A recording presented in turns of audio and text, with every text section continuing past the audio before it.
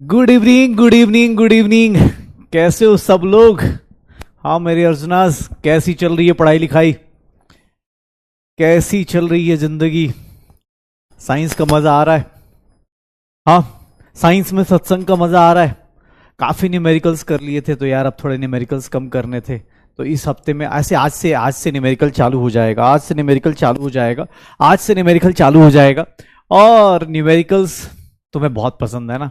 ठीक है, न्यूमेरिकल्स पसंद है, हम सबको बहुत पसंद है। आज से न्यूमेरिकल चालू करेंगे, लेकिन हाँ अगले हफ्ते जब आना है तो रिवाइज करके आना। पता चला वेडनेसडे को जो पढ़ाया सर हम भूल कर आया, हाँ वेडनेसडे की पढ़ाई कैंसिल। हाँ सर बोलो पेंसिल, वेडनेसडे की पढ़ाई हुई कैंसिल। फिर मंडे को सर फिर से एक बार, हाँ फिर से एक बार। ऐसा नहीं करना है, ठीक है? चलो, आरसीबी क्वालिफाई करेगी नहीं करेगी यार छोड़ो यार, हमें इतना ही मैच को फॉलो नहीं करना। जीतेगी तो इंडिया ही ना।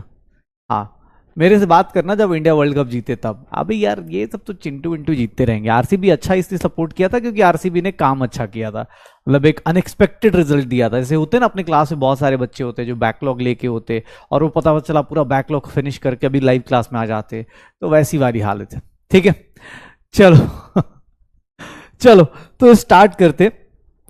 हाँ अरे मेरी मेरी आज ही क्लास है ना। आज आज ट्यूसडे वेडनेसडे है ना? हाँ वेडनेसडे है ना, आज लेक्चर 3 है। ठीक है तो चलो स्टार्ट करते। हम लोगों ने लास्ट क्लास से पीछे मतलब बहुत कुछ पढ़ तो लिया ही है, हम लोगों ने बहुत कुछ पढ़ लिया है। एक बार 1 मिनट भाई, ठीक है। हम लोगों ने लास्ट क्लास में कुछ चीजें पढ़ी थी, जैसे इलेक्ट्रॉन प्रोटॉन न्यूट्रॉन्स की डिस्कवरी पढ़ी थी। इलेक्ट्रॉन्स की डिस्कवरी पढ़ ली है। सत्संग हमने इसका कर लिया था, इलेक्ट्रॉन्स कैसे मिले, प्रोटॉन्स कैसे मिले, न्यूट्रॉन्स कैसे मिले, ये सारी चीजें हमने कर ली थी। इलेक्ट्रॉन प्रोटॉन न्यूट्रॉन्स पढ़ लिया था। ये तीनों लोग जब मिल गए फिर हम लोग आ गए एटॉमिक मॉडल्स पे।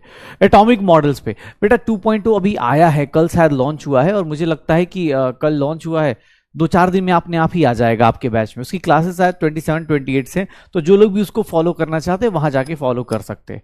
ठीक है हाँ तो ये ध्यान सुनना, इलेक्ट्रॉन प्रोटॉन न्यूट्रॉन्स की ये 3 सब एटॉमिक पार्टिकल्स हैं जो मिले अपने पास। इलेक्ट्रॉन प्रोटॉन न्यूट्रॉन्स, इनकी डिस्कवरी करी गई। न्यूट्रॉन लेट मिला क्योंकि ये न्यूट्रल इंसान था, इसके लिए अल्फा पार्टिकल्स का यूज किया गया था।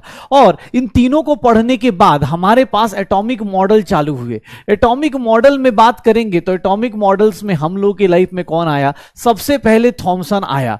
थॉमसन मॉडल में अपने पास, थॉमसन मॉडल की बात कर रहे थे तो थॉमसन मॉडल क्या बोलता है कि भैया एटम क्या था? न्यूट्रल था। एटम क्या था? न्यूट्रल था। हाँ भाई 2.2 बैच फ्री मिल जाता है, अगर आप देखेंगे, अभी पता नहीं मुझे भी, लेकिन इतना पता है कि 2.2 फ्री मिल जाता है।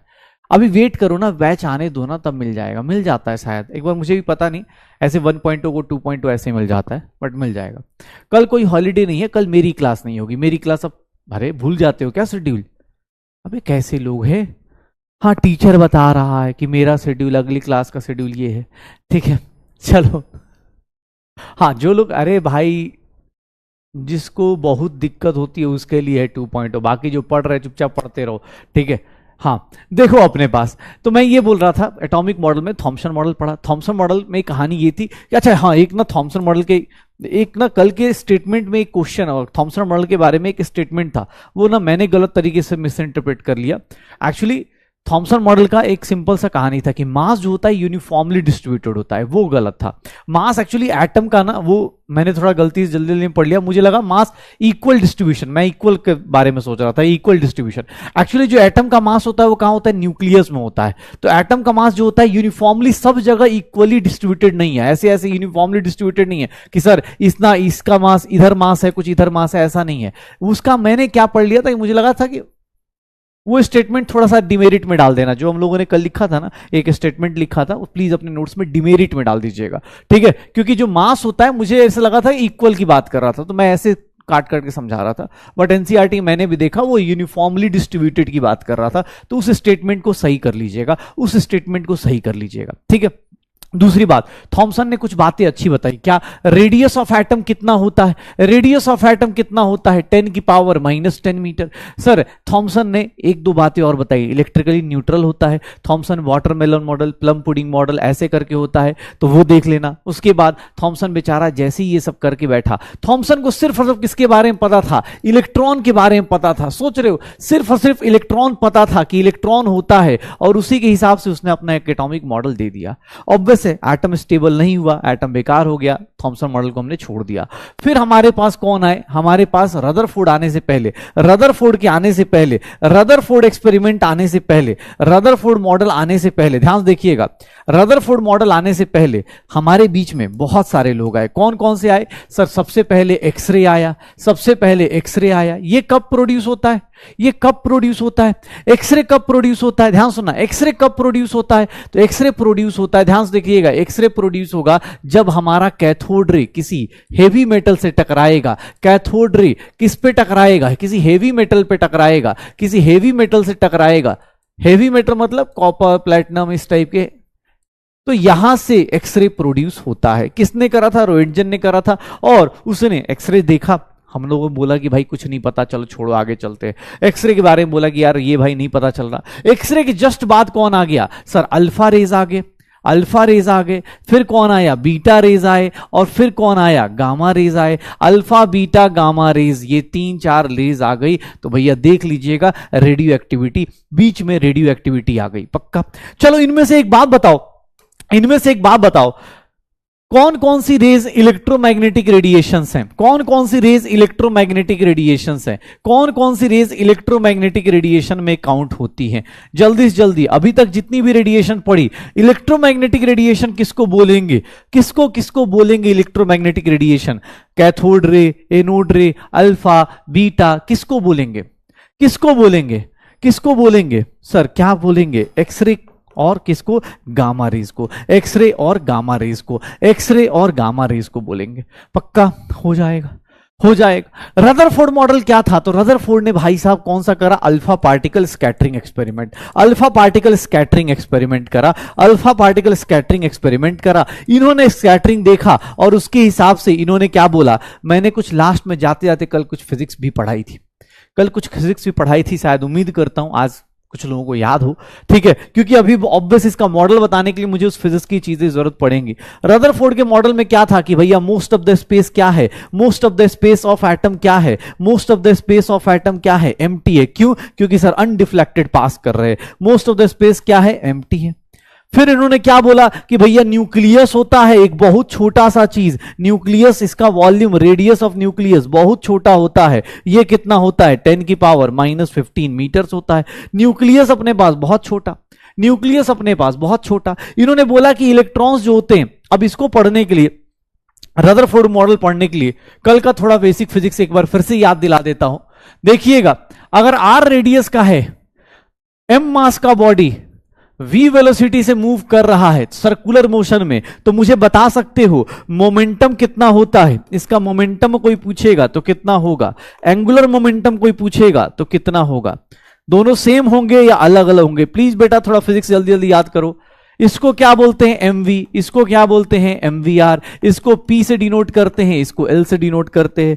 अगर मैं बोलूं सेंट्रीफ्यूगल फोर्स या फिर सेंट्रीपिटल फोर्स, तो देख लेना सेंट्रीफ्यूगल या फिर सेंट्रीपिटल फोर्स, तो इसका सेंट्रीपिटल फोर्स वो कितना होगा? mv²/r। सरकमफ्रेंस कोई बोल दे तो बेटा ये देख लो, इतना बेसिक मैथ आना चाहिए, 2πr। ये मैंने कल ही बताया था, आज अभी इसका यूज भी करके दिखाऊंगा, इसीलिए बार बार रिवाइज करा रहा हूं, हो जाएगा। चलो एक बात बताओ, एक बात बताना, अगर दो चार्ज पार्टिकल हैं Q1 एंड Q2, इनके बीच का जो डिस्टेंस है, इनके बीच का जो डिस्टेंस है, अगर r डिस्टेंस पे हैं, तो मुझे बताओगे इनका जो फोर्स होगा, जो इनके ऊपर फोर्स लगेगा, वो क्या होगा? K Q1 Q2/r²। मुझे बस इतना बता दो, फोर्स निगेटिव लगेगा तो क्या समझाएगा? फोर्स निगेटिव लग रहा है मतलब कैसा कैसा फोर्स है? वो अट्रैक्शन है या रिपल्सन है? निगेटिव साइन फोर्स का आ रहा है तो वो अट्रैक्शन है या रिपल्सन है? जल्दी बताओ। अगर फोर्स निगेटिव आ रहा है, फोर्स का मैग्नीट्यूड निगेटिव आ रहा है, कैलकुलेशन में तो हम ऑब्वियस है मैग्नीट्यूड लेते हैं। निगेटिव किसको रिप्रेजेंट करता है? निगेटिव किसको रिप्रेजेंट करता है? तो सर ये अट्रैक्शन को रिप्रेजेंट करता है। निगेटिव किसको रिप्रेजेंट करेगा? अपोजिट वाले क्या होंगे? अट्रैक्ट करेंगे। सर पॉजिटिव वाले क्या करेंगे? रिप्रेजेंट करता है रिपल्सन को। ये किसको रिप्रेजेंट करेगा? रिपल्सन को रिप्रेजेंट करेगा। अगर मैं बोलूं पोटेंशियल एनर्जी बताओ, इन दो लोगों के बीच का पोटेंशियल एनर्जी बताओ, तो मेरे साथ साथ एक बात बताना, पोटेंशियल एनर्जी बता सकते हो क्या हो जाएगा? कि Q1 Q2 बाई आर हो जाएगा। कि Q1 Q2 बाई आर हो जाएगा। पक्का? अब थोड़ा सा आज केबीडी थोड़ा लेट कराऊंगा क्योंकि आज न्यूमेरिकल्स वाला केबीडी है भाई। आज हर एक दिन केबीडी नहीं कराऊंगा, आज न्यूमेरिकल्स वाला केबीडी। केबीडी का ओरिजिनल मजा पता है किस दिन होता है? मंडे और ट्यूसडे को। मंडे को इसलिए क्योंकि इस हफ्ते का पूरा पूछा जाता है ना, ठीक है? तो टेंशन मत लो, क्वेश्चन की कमी नहीं आएगी। हाँ, क्वेश्चन की कमी नहीं आएगी। अब देखो यहां तक ये सब कुछ हमने बेसिक फिजिक्स में पढ़ा था। आज हमें क्या जानना है थोड़ा सा देखिएगा। चलो मुझसे कोई पूछ दे, एक मिनट ध्यान से देखिएगा, याद करो। चलो आज की क्लास शुरू करते हैं। आज की क्लास शुरू करते हैं। अगर कोई एटम है तो उसको, इसका ये एटॉमिक नंबर होता है। ध्यान सुनिएगा, ये इसका एटॉमिक नंबर होता है। नहीं ना, गलत लिखा ना? अबे सही में जेड होता है, पता चला ए को बोले। ये इसका एटॉमिक नंबर होता है और ये इसका, ये देखो अपने पास, ये इसका क्या होता है? मास नंबर होता है। हमने फर्स्ट चैप्टर में सीखा था कि एटॉमिक नंबर किसको रिप्रेजेंट करता है? नंबर ऑफ प्रोटॉन्स को। किसको रिप्रेजेंट करता है? नंबर ऑफ प्रोटॉन्स को। किसको रिप्रेजेंट करता है? नंबर ऑफ प्रोटॉन्स को। मास किसको रिप्रेजेंट करता है? नंबर ऑफ न्यूक्लियॉन्स को। न्यूक्लियॉन्स मतलब किसको किसको? प्रोटॉन प्लस न्यूट्रॉन्स को। यही पढ़ा था, याद है? यही याद है ना? हाँ पक्का, बहुत बढ़िया। आज देखो आज की क्लास में अब धीरे धीरे करके न्यूमेरिकल्स की तरफ मूव करेंगे। ध्यान सुनिएगा, मास नंबर, एटॉमिक नंबर हमने पढ़ा था। हमने ये भी पढ़ा था कि अगर कोई न्यूट्रल एटम है, अगर कोई न्यूट्रल एटम है मतलब बिना चार्ज का एटम है, तो इलेक्ट्रॉन जो होता है वो प्रोटॉन के बराबर होता है। अगर कटायन है तो कटायन के केस में जो इलेक्ट्रॉन होता है वो लेस देन प्रोटॉन होता है। इलेक्ट्रॉन का नंबर प्रोटॉन माइनस क्या कर देते हैं? चार्ज कर देते हैं। और अगर एनायन होता है तो उस केस में इलेक्ट्रॉन ज्यादा होता है एज कंपेयर टू प्रोटॉन। याद कर भाई, याद दिला रहा हूं, मैं ही याद दिला। कितने मजे में हो ना तुम लोग, मासूमियत वाले चेहरे वालों। हाँ कितना अच्छा लग रहा है। टीचर ही याद दिला रहा है, पैसे पूरे वसूल हो रहे हैं आज तो हमारे। हाँ, पढ़ना भी नहीं पड़ रहा, घर वाले बगल में बैठे हुए, हाँ मुझे आता है, ये वाला तो मुझे आता ही है, ये तो मैंने खुद ही पढ़ा था। हाँ ठीक है, ईयरफोन लगा के हाँ बोल सकते हो कि अरे ये वाला तो मुझे आता ही है। Electron greater than proton, electron less than proton, cation anion, ये सारी बातें हमने करी थी। एटॉमिक नंबर, मास नंबर, ठीक है, एटॉमिक नंबर, मास नंबर आता है। हाँ अब चलो, अब एक काम करो, थोड़ा सा वो ईयरफोन निकाल, घर वालों को सुनाते हैं। तो बेटा जल्दी से जल्दी बताओगे, तुम बता सकते हो मंजिल को पाके जी, नहीं सॉरी मंजिल को पाके जिया तो, अरे यार मैं ही भूल गया। चलो ये बताओ आइसोटोप्स में क्या सिमिलर होता है? क्या सिमिलर होता है आइसोटोप्स में? क्या सिमिलर होता है आइसोटोप्स में? क्या सेम होता है? एक बार आज एक काम करिएगा, एनसीईआरटी बताऊंगा, वहां तक पढ़ के आइएगा अगले हफ्ते। आइसोटोप्स में क्या सिमिलर होता है? सर यहां पर एटॉमिक नंबर सेम नहीं, एटॉमिक नंबर सेम होता है बट मास नंबर डिफरेंट होता है। मास नंबर क्या होता है? डिफरेंट होता है। अरे भैया ये तो लिख ही सकते हो, लेकिन ये भी तो लिख सकते हो कि sir same number of protons, same number of protons and different number of, but different number of neutrons. Once upon a time, याद रखिएगा मैंने एक लाइन भी बताई थी, डिफरेंट नंबर ऑफ न्यूट्रॉन्स। याद करो मैंने ये बात बोली थी कि number of electron, proton, neutron कभी भी फ्रैक्शन में नहीं होगा। एटॉमिक मास, मास नंबर कभी भी फ्रैक्शन में नहीं होगा। याद कर, ये सब चीजें पड़ी हुई हैं। इलेक्ट्रॉन हो, प्रोटॉन हो, न्यूट्रॉन हो, एटॉमिक नंबर हो, मास नंबर हो, ये हमेशा ऑलवेज होल नंबर होगा। याद कर, फिर किसी ने पूछा था कि सर क्लोरीन का मास 35.5 होता है, तो याद करना, ये याद है एवरेज एटॉमिक मास। हाँ सर, लग रहा है हमने जिंदगी में साइंस में कुछ किया है। अच्छा लग रहा है ना? Average atomic mass, average atomic mass क्या होता है सर? कुछ नहीं, परसेंटेज अबंडेंस को किससे मल्टीप्लाई कर देते थे? परसेंटेज अबंडेंस को किससे मल्टीप्लाई कर देते थे? आइसोटोपिक मास से। और किससे डिवाइड करते थे? किससे करते थे भाई बताना, किससे करते थे सर? बताइएगा बताइएगा। आइसोटोप्स, आइसोटोप्स याद है? हाँ बेटा, इसलिए याद दिला रहा हूं क्योंकि एनसीईआरटी में फिर से आएगा, तो आप आज एनसीईआरटी भी तो पढ़ोगे जाके 3 दिन। क्या था सर? किससे डिवाइड करते थे? 100 से डिवाइड करते थे। किससे डिवाइड करते थे? 100 से डिवाइड करते थे। तो आइसोटोप्स आ गया, आइसोटोप्स आ गया सर। आइसोटोप्स कर लिया। एक और वर्ड था, आइसोबार्स थे। आइसोबार का मतलब क्या था? आइसोबार का मतलब क्या था? आइसोबार का मतलब क्या था? देखिएगा, आइसोबार्स किसको बोलेंगे सर? जिसका क्या हो? Same sir, same mass number but different atomic number, but different atomic number. जिन लोगों के पास मॉड्यूल है, प्लीज मॉड्यूल से आप एक सिंपल सा काम कीजिएगा। मॉड्यूल को भी आप पढ़ सकते हैं, एनसीईआरटी भी पढ़ सकते हैं प्लीज, क्योंकि जितनी बार एक ही चीज को रिवाइज करने का तरीका अलग अलग कर लो। हर एक बार रिवाइज करने के लिए वीडियो देखने की जरूरत नहीं, ठीक है? इस मासूम से चेहरे को देखने की जरूरत नहीं। देखो कितनी मासूमियत है। हाँ, तो इसको देखने की जरूरत है। आप एनसीईआरटी से रिवाइज कर लो, यही सेम चीजें आपको एनसीईआरटी में मिल जाएंगी। आप क्या कर सकते हो? मॉड्यूल से रिवाइज कर सकते हो, किसी भी चीज से रिवाइज कर लो, बस करते रहो। आइसोबार्स में क्या होता था? अच्छा, आइसोबार्स में क्या होगा सर? अलग अलग different atomic number, mass, sorry same mass number but different atomic number. फिर किसी ने बोल दिया सर आइसो इलेक्ट्रॉनिक बताओ। आइसो इलेक्ट्रॉनिक क्या होता है? अब मैं डायरेक्ट लिख सकता हूं। अरे भैया क्या लिख सकता हूं? Same number of electrons. एक बात बताना, मैं ये भूल गया, आइसो वर्ड में, आइसोटोन्स में क्या होता था? बताओगे? सेम नंबर ऑफ क्या होता था? मैं भूल गया, जल्दी बताओ।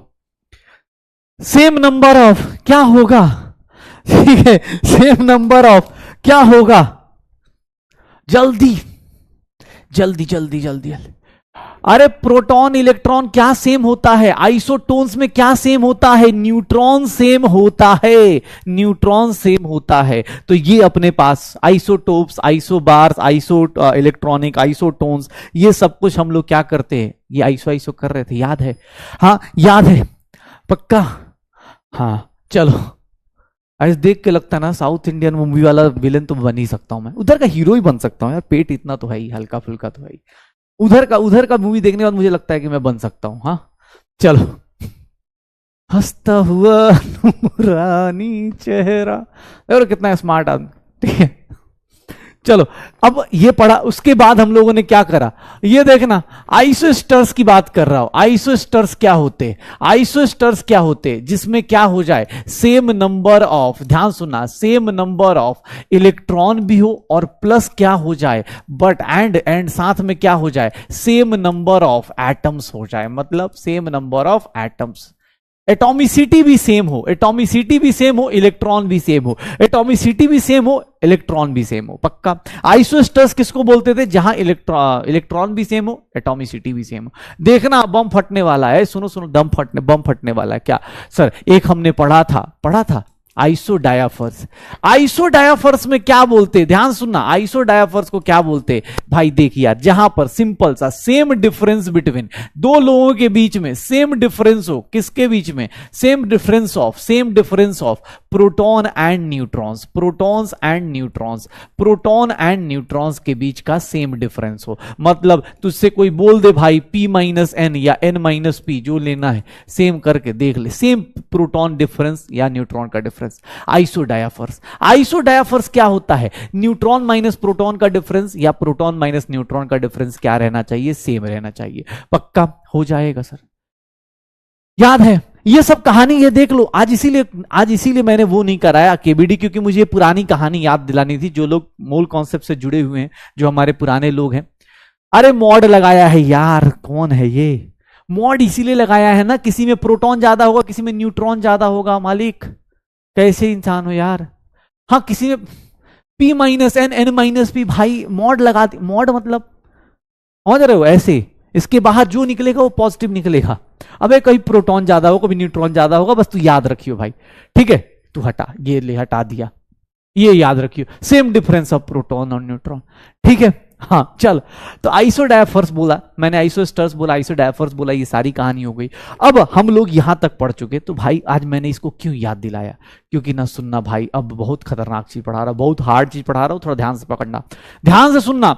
एक बात बताओ, याद करो, अगर मैं तुमसे कोई पूछ दे, न्यूक्लियस को देखा है ना, कल ही तो न्यूक्लियस मिला था हमें, रदरफोर्ड ले क्या है ना न्यूक्लियस के अंदर कौन रहता है, प्रोटॉन रहता है, और कौन रहता है, न्यूट्रॉन रहता है, प्रोटॉन रहता है, न्यूट्रॉन रहता है। अब मैं तुमसे एक क्वेश्चन पूछूंगा, प्रोटॉन के ऊपर चार्ज कितना होता है, सर प्रोटॉन के ऊपर चार्ज को +1.6 इंटू 10 के पावर -19 कूलम, या इसी को क्या बोल देते हैं, +E बोल देते हैं। ये चार्ज ऑन 1 प्रोटॉन होता है, एक प्रोटॉन पे इतना चार्ज होता है।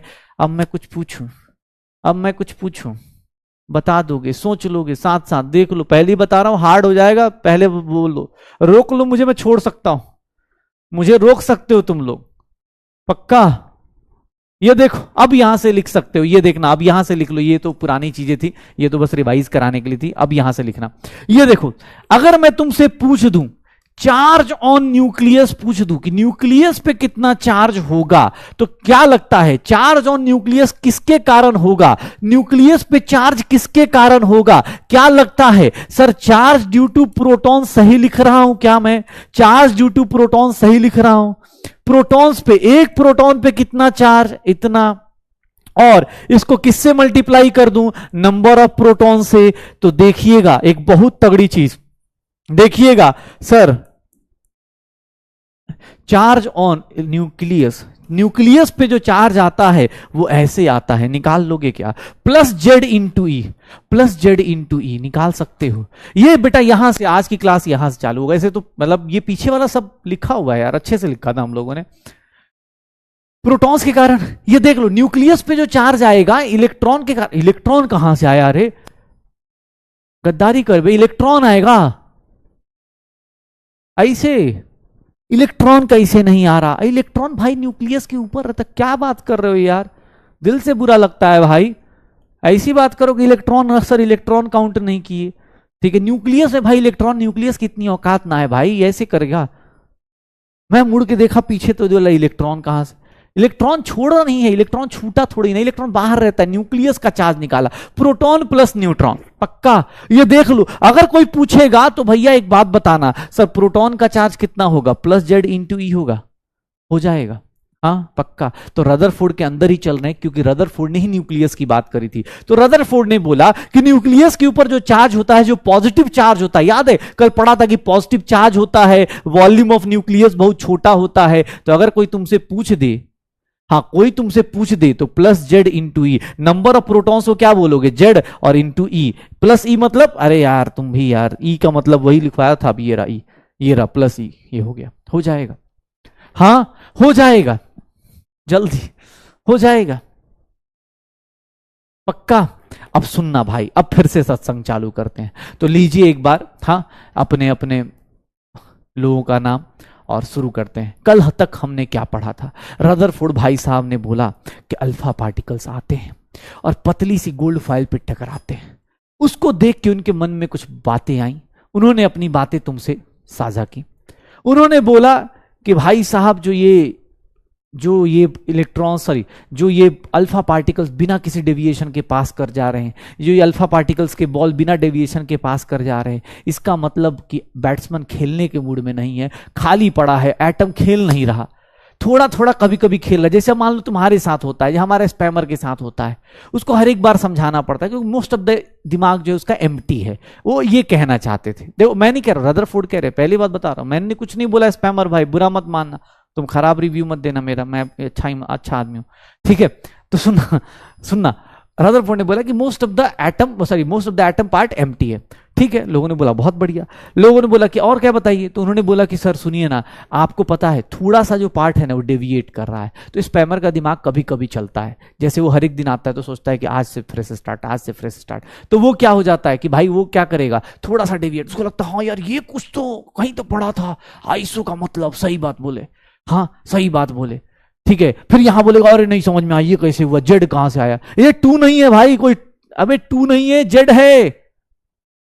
टू नहीं, जेड, टू कैसे दिख रहा है यार? जेड, जेड, जेड तो ऐसे ही लिखते हैं ना भाई, जेड ही है। ठीक है, तो मोस्ट ऑफ द पार्ट क्या बोला? एम्प्टी। दूसरा पार्ट बोल दिया कि बहुत छोटा सा पार्ट है। न्यूक्लियस के बारे में बात किसने करी? रदरफोर्ड ने। फिर रदरफोर्ड से रहा नहीं गया, उन्होंने बोला न्यूक्लियर मॉडल ऑफ एटम दूंगा मैं अपना मॉडल बताऊंगा, और उस मॉडल का नाम थोड़ा ध्यान से देखिएगा, सत्संग का अब लास्ट पार्ट है, ये देखिएगा।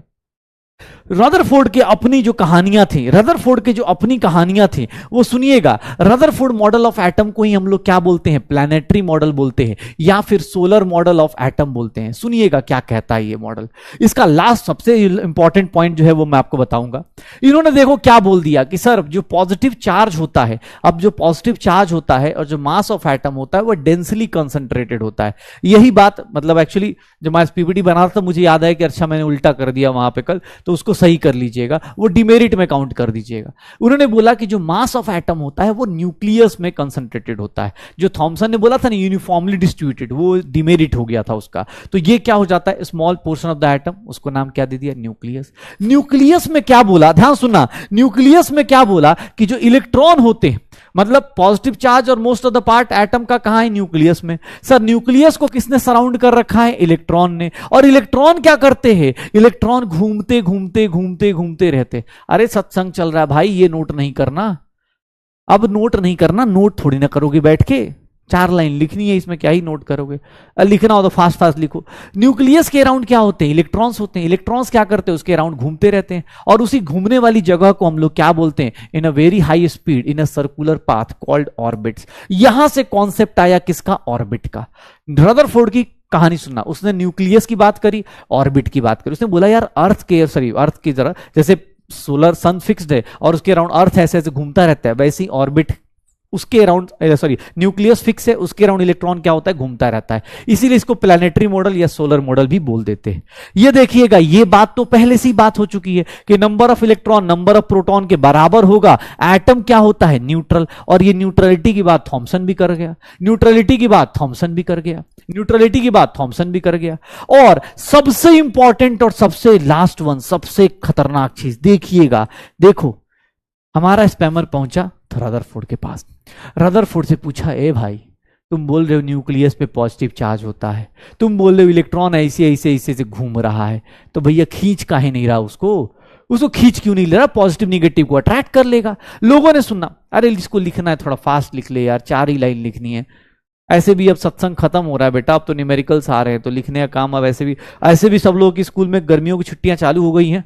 जिन लोगों की नहीं चालू हुई है प्लीज बेटा जो भी बैकलॉग है खत्म करो, जो भी नोट्स अच्छे से लिखने लिख लो, नहीं मिलती छुट्टी तो ले लो, हाँ हो जाएगा। ये देखना, तो मैं ये बोल रहा था इलेक्ट्रॉन्स, ये सबसे लास्ट लाइन कि इलेक्ट्रॉन और जो न्यूक्लियस हैं उसको बोला कि सर वो एक दूसरे को अट्रैक्ट करेंगे, इलेक्ट्रोस्टैटिक फोर्स ऑफ अट्रैक्शन लगेगा, कूलम्बिक फोर्स लगेगा, वो खींच क्यों नहीं रहा है? तो उसको बैलेंस करने के लिए क्या हो रहा है? That is balanced bye centrifugal force, so that electron remains in their orbit. ध्यान सुनिएगा, इलेक्ट्रॉन और न्यूक्लियस आपस में, इनको obvious electrostatic force of attraction लग रहा होगा, लेकिन ये बाहर अंदर खींच के क्यों नहीं आ रहे? वो खींच के क्यों नहीं आ रहे? इसका रीजन देख लीजिएगा, ये देखिएगा। अकॉर्डिंग टू रदरफोर्ड ये न्यूक्लियस है, न्यूक्लियस पे चार्ज कितना लिख दिया? Ze। यहां पर इलेक्ट्रॉन है, किसी ने पूछा कि ये भैया ये प्लस है ये माइनस है, इसको पुल क्यों नहीं कर रहा? ये देखना एक बार, ये प्लस माइनस को खींच क्यों नहीं रहा? इधर फोर्स लगेगा, फोर्स ऑफ अट्रैक्शन लगेगा, ध्यान सुना, फोर्स ऑफ अट्रैक्शन लगेगा। ये देखना force of attraction, fourth point ही समझा रहा हूं बेटा, ये प्लस है ये माइनस है, इलेक्ट्रॉन निगेटिव ये पॉजिटिव, इसको खींचना चाहिए, तो इधर कौन सा फोर्स लग रहा है? Electrostatic force of attraction. कितना चार्ज है? चलो इलेक्ट्रोस्टैटिक फोर्स ऑफ अट्रैक्शन बताओगे कितना लगेगा? देखना मैं क्या लिख रहा हूं। अगर मैंने लिख दिया अट्रैक्शन तो ये देखिएगा प्लस ZE, यहां पर लूंगा E अपॉन R²। किसी को दिक्कत? K(Q1 Q2 by R², K(Q1 Q2 by R²। Sir आपने माइनस नहीं लिखा इलेक्ट्रॉन का, भैया यहां अट्रैक्शन बोल रहा हूं ना, अट्रैक्शन का मतलब ही क्या हो गया? निगेटिव। अट्रैक्शन का मतलब क्या हो गया, निगेटिव। ये देखो, ये इसको खींचने की कोशिश करेगा, ये न्यूक्लियस है, न्यूक्लियस इलेक्ट्रॉन को खींचने की कोशिश करेगा। ये अंदर क्यों नहीं आ रहा, ये अंदर क्यों नहीं आ रहा, इतना फोर्स ऑफ अट्रैक्शन है। तो भैया इसका फोर्स ऑफ अट्रैक्शन बैलेंस करने के लिए ऊपर कौन सा फोर्स लग रहा होगा, सर्कुलर मोशन में कौन सा फोर्स लगता है, सेंट्रीफ्यूगल फोर्स लगता है, and that is equals to mv²/r। ये दोनों के दोनों एक दूसरे को बैलेंस करते हैं, इसीलिए ये दोनों फोर्सेस KZE, मतलब E² लिख देता हूं, अपॉन R², ये दोनों फोर्सेस बैलेंस करते हैं, इसीलिए इलेक्ट्रॉन अंदर नहीं आ रहा as compare to this one. पक्का हो जाएगा। तो रदरफोर्ड ने चार बातें करी, रदरफोर्ड ने चार बातें करी। क्या बोला कि पॉजिटिव चार्ज और मास किस में कन्फाइंड है, छोटे से चार्ज, छोटे से पॉइंट में, न्यूक्लियस। न्यूक्लियस क्या होता है, that is surrounded by electron. अभी देखा ना पिक्चर में, इलेक्ट्रॉन उसके आसपास घूमेगा, इट विथ वेरी हाई और circular path with high speed, orbit बोलेंगे। इलेक्ट्रॉन प्रोटॉन के इक्वल होता है। और चौथी पॉइंट यही तो था, इसी को क्या बोलेंगे, ऑर्बिट बोलेंगे। ये जो सर्कुलर पाथ है ना, इसी को क्या बोलेंगे, ऑर्बिट बोलेंगे। सेंट्रीफ्यूगल फोर्स मतलब, याद है कभी गाड़ी में, कार के साथ कभी पहाड़ पे या कभी सर्कुलर रोड पे ऐसे स्टंट किया हो, तो उसमें देखा होगा जब गाड़ी इधर से उधर मुड़ती है ना, तो आदमी बाहर की तरफ जाता है, कभी अंदर की तरफ जाता है। मूवीज में देखा हो। 10th तक तो जिंदगी जी ही रहे थे ना भाई, 11th में हमें पता है तुम्हारी जिंदगी बहुत बर्बाद हो गई है, लेकिन 10th तक तो जिया था ना, तब तक तो जिंदगी जी रहे थे। गाड़ी में चल रहे होगे, कभी साइकिल चलाई होगी, कभी साइकिल शो ऑफ में गिराई होगी, बाइक गिराई होगी, या सुना होगा कि बाइक वाले ऐसे, कभी रेस देखा होगा। या सर पहले से ही हम बहुत सीरियस थे। हाँ, वो जो फोर्स लगता है, फोर्स टुवर्ड्स, मतलब बाहर लगे अंदर लगे, उसको हम लोग अलग अलग कहानी बोलेंगे, ठीक है। हाँ, तो उसी को बोलते हैं E²। अरे भाई ये भी क्या है, चार्ज, ये भी क्या है, चार्ज। सर माइनस क्यों नहीं लिखा, बिकॉज अट्रैक्शन लिख दिया है। अब सर यहां देखिए, E और E दोनों का चार्ज ही तो है। E की वैल्यू क्या है यार, 1.6 इंटू 10⁻⁻19 कूलम। प्लस E लिख दोगे तो प्रोटॉन हो गया, प्लस E लिख दोगे तो प्रोटॉन हो गया, माइनस E लिख दोगे तो इलेक्ट्रॉन हो गया। पक्का। तो ये रदरफोर्ड का मॉडल था, रदरफोर्ड का मॉडल था, हो जाएगा पक्का। चलो, तो ये देखो ठीक है। चलो, तो मैं ये देख रहा था कि ये मेरे पास, उसने रदरफोर्ड ने बोला, लोगों ने बोला बहुत अच्छी बात है यार, रदरफोर्ड का मॉडल तो बड़ा काम का है। सही बात है, सही बात है, सही बात है, लेकिन तुम्हें ही पता है ये साइंस है। जैसे तुम मुझे उंगली करते हो तो हमारा स्पैमर उंगली करते रहता है, रिपीट रिपीट, वैसे ही उसको कर दिया किसी ने। अब रदरफोर्ड के पास कोई पहुंच गया, बोला सुनो तुम हीरो बनोगे। रदरफोर्ड को बोला, कौन, तो देखना ध्यान से, रदरफोर्ड को बोलना। जो क्रिकेट लवर एक बंदे का नाम देखते हैं बेचारे तड़प जाएंगे। एक बंदा था मैक्सवेल, ये वाला मैक्सवेल नहीं जो आरसीबी में खेल रहा है, ये वाला मैक्सवेल नहीं जिसने ऑस्ट्रेलिया को जिता दिया, ठीक है। एक मैक्सवेल करके बंदा है जिससे हमें बहुत दुश्मनी है अभी रिसेंटली, ठीक है। ऑस्ट्रेलिया का प्लेयर था, हमारी पूरी इंडिया की वर्ल्ड कप को छीन के लेके चला गया। वो एक मैच था, अफगानिस्तान से हार जाता तो हम लोग जीत जाते, लेकिन यार उसको पसंद नहीं आया।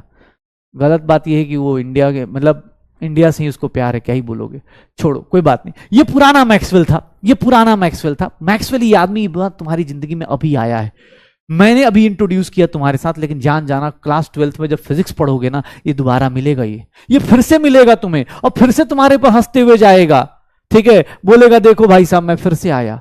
मैक्सवेल ने क्या बोला कि सुनो, देखो दिमाग, हम लोगों ने अभी रदरफोर्ड की बात मानी थी ना, अब ये जानबूझ के रदरफोर्ड को उंगली कर देगा। क्या बोलेगा कि भाई साहब अगर कोई इलेक्ट्रॉन, कोई भी चार्ज पार्टिकल अगर ऐसा सर्कुलर मोशन कर रहा है, मतलब वो एक्सिलरेटेड मोशन है। सर कोई भी चार्ज पार्टिकल अगर एक्सिलरेटेड मोशन में है तो उसके अंदर से रेडिएशन निकलेगी, इलेक्ट्रोमैग्नेटिक रेडिएशन निकलेगी। ये देख लो, उस बंदे ने बोला कि भैया ये इलेक्ट्रॉन जो होगा ना, ये धीरे धीरे अपनी रेडिएशंस निकालेगा, बगल में बीच में न्यूक्लियस है, रेडिएशन निकालेगा, धीरे धीरे धीरे जाके इस न्यूक्लियस में मर्ज हो जाएगा। क्यों? क्योंकि भैया तुम इलेक्ट्रॉन क्या करेगा, रेडिएशन एमिट करेगा, क्योंकि वो चार्ज ऐसे ऐसे घूम रहा है। अब वो भाई सर घूम रहा है, उसका चक्कर खा रहा है, तो ठीक है ना, अपने ऑब्वियस इलेक्ट्रॉन क्या करेगा, अपनी एनर्जी रिड्यूस करेगा, किसके फॉर्म में, रेडिएशन के फॉर्म में। तो इसका मतलब इलेक्ट्रॉन क्या होना चाहिए, ऑर्बिट धीरे धीरे क्या होना चाहिए, श्रिंक हो जाना चाहिए।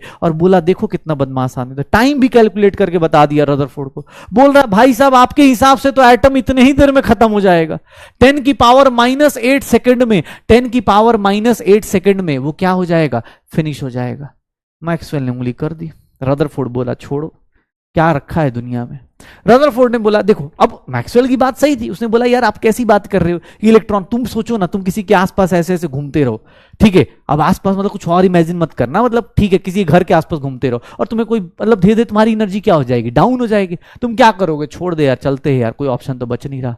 वैसी हालत रदरफोर्ड की हो गई, चला गया, ठीक है। यहां पर ऑब्वियस है ना भाई, इलेक्ट्रॉन कोई भी चार्ज पार्टिकल है, इलेक्ट्रॉन हो प्रोटॉन हो कोई भी है, अगर वो एक्सीलरेटेड मोशन, सर्कुलर मोशन को बोलते हैं एक्सीलरेटेड मोशन, अभी आप फिजिक्स में पढ़ोगे, तो ये क्या होगा, धीरे धीरे धीरे धीरे करते करते उसकी एनर्जी डाउन होती जाएगी, डाउन होती जाएगी, छोटा रास्ता लेगा, छोटा रास्ता लेगा, छोटा रास्ता लेगा, जाके न्यूक्लियस में मिल जाएगा, जाके न्यूक्लियस में मिल जाएगा। अब मैक्सवेल ने उंगली कर दी, रदरफोर्ड बुरा मान गया। अब रदरफोर्ड को लगा, मैक्सवेल ने बोला कि भाई देख लो 10 की पावर -8 सेकंड में वो क्या हो जाएगा, पूरा का पूरा न्यूक्लियस में जाके मर्ज हो जाएगा। लोगों ने बोला यार ये क्या बात है यार, ये क्या बात है, थॉमसन का बात गलत कर दिया, रदरफोर्ड की बात गलत कर दी। अच्छा एक बात होती है, एक बार किसी के ऊपर उंगली उठाओ, अब देखो रदरफोर्ड के बारे में लोगों को पता चल गया कि भाई ये बदमाशी किया, इसने कुछ गलती करी, वैसी हालत देखो, अब इसके ऊपर लोग क्वेश्चन करने लगे। देखो अब दूसरा बंदा बोल रहा है कि सुनिए ना सर, आपने ये तो बताया नहीं, रदरफोर्ड भाई साहब बताइए ना, आपने ये तो बताया ही नहीं कि इलेक्ट्रॉन्स कैसे अरेंज्ड हैं। देख रहे हो, बोलता है ना कि आदमी जब कुछ ना हो तो चींटी भी काटेगी तो आदमी मर सकता है, वही वाली हालत है। सोचो अब रदरफोर्ड को ये उंगली करने लगा, बोला कि भाई साहब बोले इलेक्ट्रॉन ऐसे ऐसे घूम रहा है, कैसे घूम रहा है भाई, कहां है, कैसे इलेक्ट्रॉन्स अरेंज्ड है, ये तो बताइए। रदरफोर्ड बोला यार छोड़ो यार। फिर से एक बंदा आ गया, बोलेगा सर एक बात बताइए, हाइड्रोजन एटम का, अभी एक आगे मिल जाएगा, रदरफोर्ड ने बोला कि हाइड्रोजन का स्पेक्ट्रम कंटिन्यूअस होता है, अभी आपको मिल जाएगा हाइड्रोजन का स्पेक्ट्रम, लेकिन कुछ देर बाद पता चला कि भाई ये डिसकंटिन्यूअस होता है। रदरफोर्ड बोला छोड़ो यार, क्या रखा है, क्या रखा है देश दुनिया में, ऐसे लोग मिलेंगे, छोड़ो निकलते हैं यार, ठीक है। रदरफोर्ड बोला यार भाई सुन, जैसे थॉमसन निकल गया, उसने रदरफोर्ड ने बोला कि चलो भाई हाँ निकलते हैं यार, बहुत दुनिया बेकार हो गई है, थोड़ा बहुत बताओ इनको, उंगली करना चालू कर देते हैं ये लोग। तो रदरफोर्ड ने बोला संन्यास लेते हैं यार, अब नहीं हो पा रहा मेरे से, मेरा हो गया भाई, ठीक है। उसने रदरफोर्ड ने जाते जाते, हाँ रदरफोर्ड ने जाते जाते, हाँ बेचारा बोला कि भाई हो गया, मेरे से नहीं हो रहा, अब ये चीजें मैं नहीं कर सकता। हाँ उसने गाना सुन लिया ना, वो मर इसलिए गया, उसने गाना, वो कौन सा आजकल चल रहा है, बदा बद, सॉरी नाम भूल गया, ऐसी है ना कुछ, आए हाय ओ हाय ऐसे करके, ठीक है। तो वो वाला गाना सुन लिया, रदरफोर्ड निकल गया, बोला इस दुनिया में रहने का कोई फायदा नहीं, छोड़ो यार, ठीक है, इस दुनिया में रहने का कोई फायदा नहीं, हाँ इस दुनिया में रहने का कोई फायदा नहीं, हाँ उसने निकल गया बेचारा, बोला कि यार नहीं यार नहीं हो सकता, अब ये छोड़ो, हाँ बादा बोधी ऐसी कुछ नाम था मैं भूल गया, हाँ अरे ठीक है मैं सत्संग खत्म करते। तो रदरफोर्ड के साथ ये हुआ, हम लोगों को बहुत दुख हुआ इस बात से कि रदरफोर्ड बेचारे चले गए। अब हम लोग एक नया मॉडल लेके आएंगे, लेकिन नया मॉडल लेके आने सबको पता है क्या, ये आए हाय ओए होए, हाँ सबको पता है, हाँ बहुत बढ़िया, यही सब पढ़ रहे हो तुम, मुझे पता चल रहा है, इसी के कारण बैकलॉग हो रहा है बहुत पेरेंट्स देख रहे हैं आपके बच्चे की हालत, यही है रीजन, हमें बोलता है रिपीट, खुद गाना रिपीट पे सुन रहा है, हाँ चलो लिखने, चलो आगे चलो। तो ये सत्संग का पार्ट खत्म हुआ। अब हमारे पास लोगों ने बोला सर बहुत सत्संग सुना लिया, चलिए कुछ शुरू करते हैं, कुछ बड़ी बातें करते हैं, ठीक है। हाँ तो हाँ बहुत अच्छा, लेकिन वो एडिक्टिव गाना है यार, मैं तो यही, मुझे तो यही है कि एक बार सुन लो तो दिन भर वो बजता रह रहा है। मैं अभी 2-3 दिन पहले कहीं सुन लिया था तो मुझे दिन भर वही लग रहा था, ठीक है। अभी जस्ट मुझे याद आ गया कि इसको मरना कैसे था, तो मैंने चिपकाया, ठीक है। हाँ बदोबदी, ठीक है भाई, चलो चलो चलो, हो गया हो गया। हाँ उसमें ऐसे ही है ना कुछ कुछ लिरिक्स। तो अब बहुत हो गया, ठीक है, बहुत सत्संग सुन लिया, अब चलो स्टार्ट करते हैं, फिर से फिजिक्स पे आते हैं, क्योंकि देखो भाई फिजिक्स ही काम की चीज है, ठीक है। केमिस्ट्री वाले भी फिजिक्स ही पढ़ा रहे हैं। हो गया भाई, चलो। एक पूछ रहा है तुझे इसमें भी डाउट है, हे महाराज कहां से जी रहे यार, ऐसे बच्चे कहां से आते हैं भाई। बोल रहा है बदोबदी क्या होता है समझा दीजिए। बेटा उसको सुन के रदरफोर्ड निकल गए, तू रहने दे, तू सुन लेगा, तू भी पता चला तेरा साइंस से दिमाग फट जाए, तू भी पता चला वो स्टार्ट कर देगा, ठीक है। देखो फिजिक्स पढ़ते हैं, वेव्स के बारे में पढ़ते हैं, ध्यान सुनना, वेव्स के बारे में पढ़ते हैं। वेव्स क्या है, तो सर आप सबने एक बेसिक सी चीज पढ़ी होगी वेव के बारे में, शायद 9th या 10th में एक बार पढ़ा हो वेव। चलो भाई आधी फिजिक्स तो मैं ही पढ़ा दूंगा लग रहा है, जब तक तुम्हारे फिजिक्स के टीचर पढ़ाएंगे उससे पहले मैं ही पढ़ा दूंगा। हाँ बोलो भैया थोड़ा स्पीड बढ़ाए यार, आजकल हम फिजिक्स पढ़ा रहे हैं, कल भी फिजिक्स पढ़ाए, आज भी फिजिक्स पढ़ा रहे हैं यार।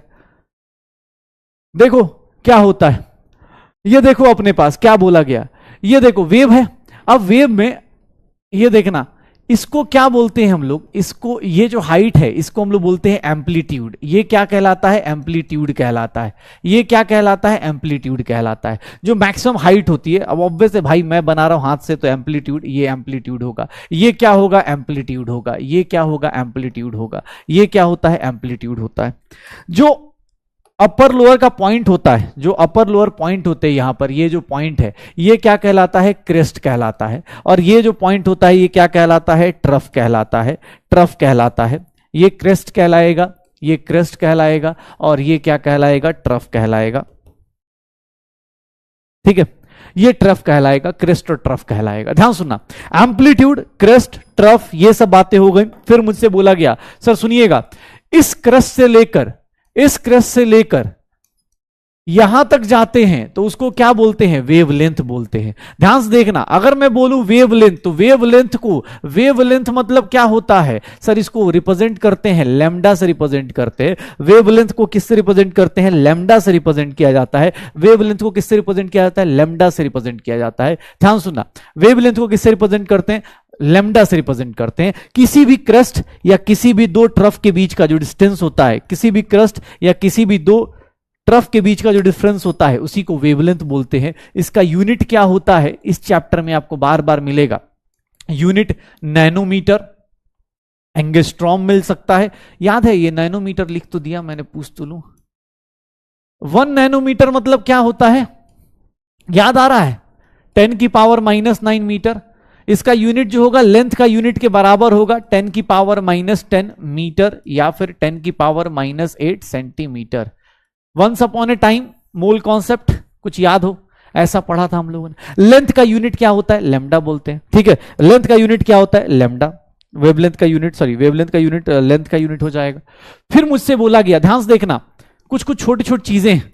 एक होता है वेवलेंथ, क्या होता है कि लेंथ ऑफ कंप्लीट, मतलब एक दो क्रस्ट के बीच का। एक होता है वेव नंबर, ध्यान से देखिएगा, एक होता है वेव नंबर। वेव नंबर क्या होता है सर, इसको रिप्रेजेंट करते हैं ऐसे, न्यू, फ्रीक्वेंसी को न्यू से रिप्रेजेंट करते हैं, ऊपर से ये बार लगा दो। ये क्या रिप्रेजेंट करता है, तो it is number of waves, it is number of waves per unit length, it is number of waves per unit length. 1 centimetre या 1 मीटर में कितना होगा, तो न्यू बार जो होता है ये किसके इक्वल होता है, 1/λ। न्यू बार जो होता है किसके इक्वल होता है, ये आ जाएगा नैनोमीटर इनवर्स या फिर एंगस्ट्रॉम इनवर्स। ठीक है, ऐसे लिख दिया जाएगा, नैनोमीटर इनवर्स। वेव नंबर क्या होता है, नंबर ऑफ वेव्स। ठीक है, न्यू बार। अब देखना, ये ऑब्वियस 9th में पढ़ा है भाई, जिन लोगों ने नहीं पढ़ा है भाई, यार कैसे 9th पास कर गए भाई, थोड़ा बहुत तो पढ़ के आना था यार, ऐसे थोड़ी ना होता है यार। Wave length, wave number, wave length मतलब एक वेव का लेंथ यहां से लेकर यहां तक, यहां से लेकर यहां तक। वेव नंबर मतलब ठीक है ना भाई, 10 सेंटीमीटर में कितने वेव, कितने वेव 1 सेंटीमीटर में, उसी को क्या बोल देंगे, वेव नंबर। अबे तुझे फॉर्मूला याद रखना, तुझे फिजिक्स नहीं लगानी यहां पर। 1/λ कर लियो भाई, 1/λ कर लियो, ठीक है, 1/λ कर लेना, ये वेव नंबर हो गया। फिर मुझसे किसने बोल दिया कि सर एक काम करते, एक चीज और होती है, that is known as frequency. Frequency को क्या बोलते, चलो उधर लिखते हैं फ्रीक्वेंसी को, ये जल्दी जल्दी साथ साथ में जो लिख रहे हैं प्लीज लिखते जाइए। अब यहां से न्यूमेरिकल चालू होंगे, अब यहां से न्यूमेरिकल चालू होंगे। वेव नंबर मतलब number of waves, number of waves in 1 centimetre या 1 मीटर उसको बोलते हैं, या 1 नैनोमीटर, जो भी बोले उसको ऐसे बोल देते हैं कि 1 नैनोमीटर में कितने number of waves, number of waves per unit length. Per unit length मतलब कुछ भी हो सकता है, सेंटीमीटर, डेसीमीटर, जितने भी लेंथ में आए। ठीक है, हाँ बेटा, अब यहां से अब रियल फिजिक्स मतलब रियल केमिस्ट्री अब चालू हो रही है। ठीक है, अब रियल फिजिक्स रियल केमिस्ट्री चालू हो रही है, ठीक है ना, तो ध्यान रखिएगा। अब यहां से चालू हो रहा है हमारा कहानी। ये देखिएगा, third term that is known as frequency, उसको हम लोग क्या बोल देते हैं, फ्रीक्वेंसी। फ्रीक्वेंसी को एफ से भी डिनोट कर सकते हैं, एफ से भी डिनोट कर सकते हैं, या फिर हम लोग बार बार बुक पढ़ेंगे तो उसमें थोड़ा अलग टाइप का वी लिखा होता है, हम उतने अच्छा वी लिख नहीं पाएंगे, तो हम लोग ऐसे लिख के न्यू कर देते हैं। फ्रीक्वेंसी क्या होती है कि sir number of cycles of, या वेव्स लिख देता हूं, number of waves per unit time, per unit time, या पर सेकेंड ऐसे लिख देता हूं, पर सेकेंड, ठीक है। नंबर ऑफ साइकिल्स पर सेकेंड। यूनिट जो होता है ना थोड़ा फ्रीक्वेंसी का अलग होता है। यूनिट ऑफ फ्रीक्वेंसी जो होती है, यूनिट ऑफ फ्रीक्वेंसी जो होती है, फ्रीक्वेंसी का जो यूनिट होता है वो देख लेना, साइकिल पर सेकेंड लिख दिया जाता है, साइकिल पर सेकेंड लिख दिया जाता है, सीपीएस लिखा मिल जाएगा एग्जाम हॉल में, या फिर इसको हम लोग हर्ट्ज लिख सकते हैं, हर्ट्ज लिख देते हैं, या फिर ये सेकेंड इनवर्स भी लिख के आ सकता है। तो यूनिट भी याद रखिएगा, 9th में पढ़ाओ फ्रीक्वेंसी क्या होती है, एक सेकेंड में कितनी, एक सेकेंड में कितनी, एक सेकेंड में कितना। जैसे मैं तुमसे बोलूं ना कि हमारी घर में जो लाइट आ रही है वो 50 हर्ट्ज की है, हमारे घर में जो लाइट आ रही है वो 50 हर्ट्ज की है। 50 हर्ट्ज मतलब क्या हो गया, 50 हर्ट्ज मतलब क्या हो गया कि सर वो 50 टाइम्स ऑन एंड ऑफ हो रही है, वो हमारी आईज का पावर उतना अच्छा नहीं है कि हम उसको देख पाए। अदरवाइज 50 टाइम्स 50 हर्ट्ज होती है, 50 साइकिल पर सेकेंड, मतलब 50 टाइम्स ऑन एंड ऑफ हो रही है लाइट, ठीक है। तो उसको क्या बोल देते हैं, हर्ट्ज बोल देते हैं, फ्रीक्वेंसी हो गया। नेक्स्ट सर टाइम पीरियड क्या होगा, टाइम पीरियड क्या होगा, टाइम पीरियड को कैपिटल टी से डिनोट करेंगे, और ये क्या रिप्रेजेंट करता है, तो नंबर, ये क्या रिप्रेजेंट करता है, time taken to complete a cycle, एक पूरा वेव कंप्लीट करने में, या फिर उसको बोल देते हैं साइकिल कंप्लीट करने में जो टाइम होता है उसी को क्या बोलते हैं, टाइम पीरियड। टाइम पीरियड का फॉर्मूला बहुत सिंपल सा होता है, 1 अपॉन फ्रीक्वेंसी, मतलब 1 अपॉन फ्रीक्वेंसी कर दो, यही क्या निकल के आ जाएगा, टाइम पीरियड निकल के आ जाएगा। 1 अपॉन फ्रीक्वेंसी कर दो, टाइम पीरियड निकल के आ जाएगा। तो वेवलेंथ, और वेवलेंथ का रेसिप्रोकल क्या हो गया, वेव नंबर। फ्रीक्वेंसी का रेसिप्रोकल क्या हो गया, टाइम पीरियड। देख लो मेजर 4-5 टर्म्स है, मेजर 4-5 टर्म्स है। क्या क्या, वेवलेंथ क्या होता है, दो क्रेस्ट दो ट्रफ के बीच का डिस्टेंस। वेव नंबर क्या होता है, 1 अपॉन लेमडा, 1 अपॉन लेमडा कर दो वो आ जाएगा। फ्रीक्वेंसी क्या होती है, नंबर ऑफ साइकिल्स पर सेकेंड। टाइम पीरियड क्या होता है, 1 अपॉन फ्रीक्वेंसी, इसी को टाइम पीरियड बोल दो, पक्का। अच्छा ये देखना लास्ट वन, इसको हम लोग बोलते हैं वेलोसिटी ऑफ वेव। किसी भी वेव की वेलोसिटी निकालनी है, तो किसी भी वेव की वेलोसिटी जो होती है, ऑब्वियस है वेलोसिटी निकालनी है, तो इसको हम लोग क्या करते हैं, वेलोसिटी निकालनी है तो v is equals to frequency into lambda. Velocity जो होती है वो क्या होती है, फ्रीक्वेंसी इंटू लैम्डा। वेलोसिटी जो होगी वो किससे मल्टीप्लाई कर दो, फ्रीक्वेंसी इंटू वेवलेंथ से मल्टीप्लाई कर देते हैं। तो ये आपकी 9th या 10th की मैं 4-5 चीजें आपको याद दिला रहा हूं कि वेव के बारे में आप 5 चीजें बोल सकते हो, 5 चीजें बोल सकते हो। वेलोसिटी ऑफ वेव मतलब कितना डिस्टेंस कितने टाइम में कवर करेगा, कितना डिस्टेंस कितने टाइम में कवर करेगा। तो डिस्टेंस कैसे निकालेंगे, फ्रीक्वेंसी अपने पास, कितना डिस्टेंस कितने टाइम में, तो ये क्या करेगा, ये डिस्टेंस हो गया और ये डिवाइड बाई टाइम है तो मल्टीप्लाइड हो जाएगा। तो आप उसको छोड़ो, बस आप ये फॉर्मूला याद रखना कि किसी भी वेव की वेलोसिटी निकालनी है फ्रीक्वेंसी इंटू लैम्डा, पक्का हो जाएगा। ये 9th क्लास याद आ रहा है, 9th क्लास याद आ रहा है। ये वो पुराने दिन, हाँ वो सुहाने दिन, कितने प्यारे दिन थे वो, जब ना कोई टेंशन थी। 2 क्लास मिस भी कर दो तब भी जाओ तो सब समझ में आ जाता था। यहां देख लो, यहां देख लो, ठीक है। एक दिन मिस कर दो अगले दिन पहुंच जाओ। जैसे अब आज मैं पढ़ा रहा हूं अंदर अंदर कांप रहा हूं कि भाई मंडे को क्या होगा। आज बोल रहे केबीडी, मंडे को केबीडी में बेहोश हो जाएंगे कि सर ये सब कब हो गया, फिजिक्स कब से पढ़ा रहे, फिजिकल केमिस्ट्री पढ़ाने को बोला था। हाँ चलो चलो देखते। हाँ देखिएगा अपने पास नैनोमीटर का आ गया, वेवलेंथ आ गया, वेव नंबर आ गया, वेवलेंथ आ गया, वेव नंबर आ गया। वेवलेंथ और वेव नंबर ये सारी चीजें, टाइम पीरियड, फ्रीक्वेंसी और वेलोसिटी। मैंने आपको ये क्यों पढ़ाया, क्योंकि इसके पीछे एक लॉजिक था, इसके पीछे, हाँ इसके पीछे एक लॉजिक था। इसके पीछे लॉजिक क्या था कि भैया हमें अभी पढ़ना है इलेक्ट्रोमैग्नेटिक वेव, बड़ी चीज को पढ़ने के लिए, इसलिए छोटी चीज याद दिलाई गई है। जैसे रदरफोर्ड को देखा, रदरफोर्ड को हमने बेकार कर दिया, क्यों, क्योंकि हमें लगा कि भाई इससे बड़ी चीज पढ़नी है। हमें देखो हमारे अंदर कितनी एक्साइटमेंट है। रदरफोर्ड को हमने काटा, तुम लोगों ने सर आगे पढ़ा दो, मैंने पढ़ा दिया आगे। अब देखो रदरफोर्ड के बाद जो बोर्स मॉडल आएगा ना, वो क्या करने वाला है, वो इन सारी फिजिक्स को यूज करने वाला है, वो सारी फिजिक्स को यूज करेगा, ठीक है। ये देखना अपने पास यहां पर एक इलेक्ट्रोमैग्नेटिक वेव आएगा। चलो इलेक्ट्रोमैग्नेटिक वेव के बारे में, इलेक्ट्रोमैग्नेटिक रेडिएशन के बारे में शायद याद हो क्या होगा। इलेक्ट्रोमैग्नेटिक रेडिएशन किसको बोलते थे, याद करो।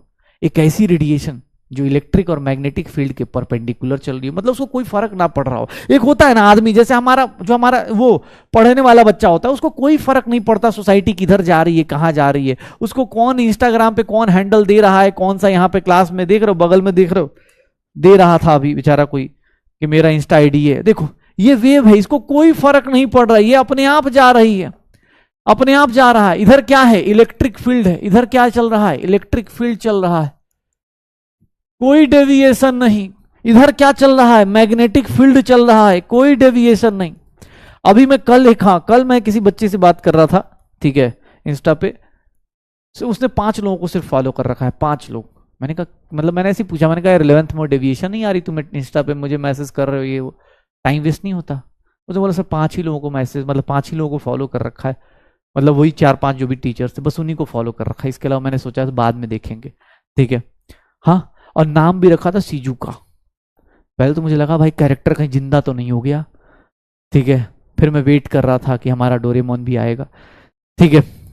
चलो, इलेक्ट्रिक, सोच रहे हो आपको कोई सीजू का मैसेज कर रहा हो, चलो मैं ये बोल रहा था, इलेक्ट्रिक फील्ड हो गया, मैग्नेटिक फील्ड हो गया। ये जो वेव जा रही है ना, इसी को बोलते इलेक्ट्रोमैग्नेटिक वेव। भैया ये छोटी छोटी बातें जो हम बता रहे हैं, ये पूरा का पूरा एक चैप्टर है आपके लिए, इलेक्ट्रोमैग्नेटिक वेव। ध्यान से सुनिएगा, व्हेन अ चार्ज पार्टिकल, एक चार्ज पार्टिकल जब भी मूव करता है, when a charge particle, sir move करेगा, सर मूव करेगा, मूव्स अंडर एक्सेलरेशन, जब भी मूव करेगा सर वो क्या जनरेट करता है, अभी जस्ट आपसे बताया गया था सर, वो क्या जनरेट करता है, electric perpendicular electric and magnetic field generate करता है। परपेंडिकुलर इलेक्ट्रिक फील्ड को ई से एंड मैग्नेटिक फील्ड को बी से are generated and it passes as wave known as electromagnetic wave.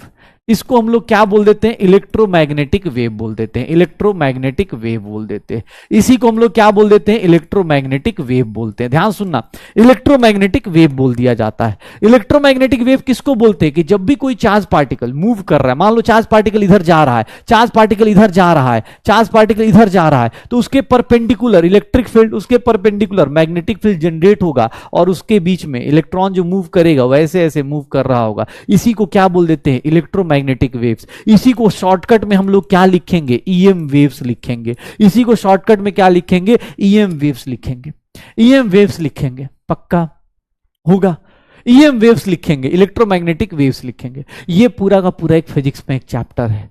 मैंने क्या बोला, मैक्सवेल ने तुम्हारी जिंदगी इतनी आसान नहीं करी। देखो मैक्सवेल केमिस्ट्री वाले ने, हमने तो समझा बुझा के उसको भेज दिया, रदरफोर्ड हमारा चला गया, लेकिन वही मैक्सवेल आएगा और ये पूरा चैप्टर पढ़वा के जाएगा तुमसे। उस दिन याद करना मुझे, हाँ उस दिन बताना मुझे, ठीक है।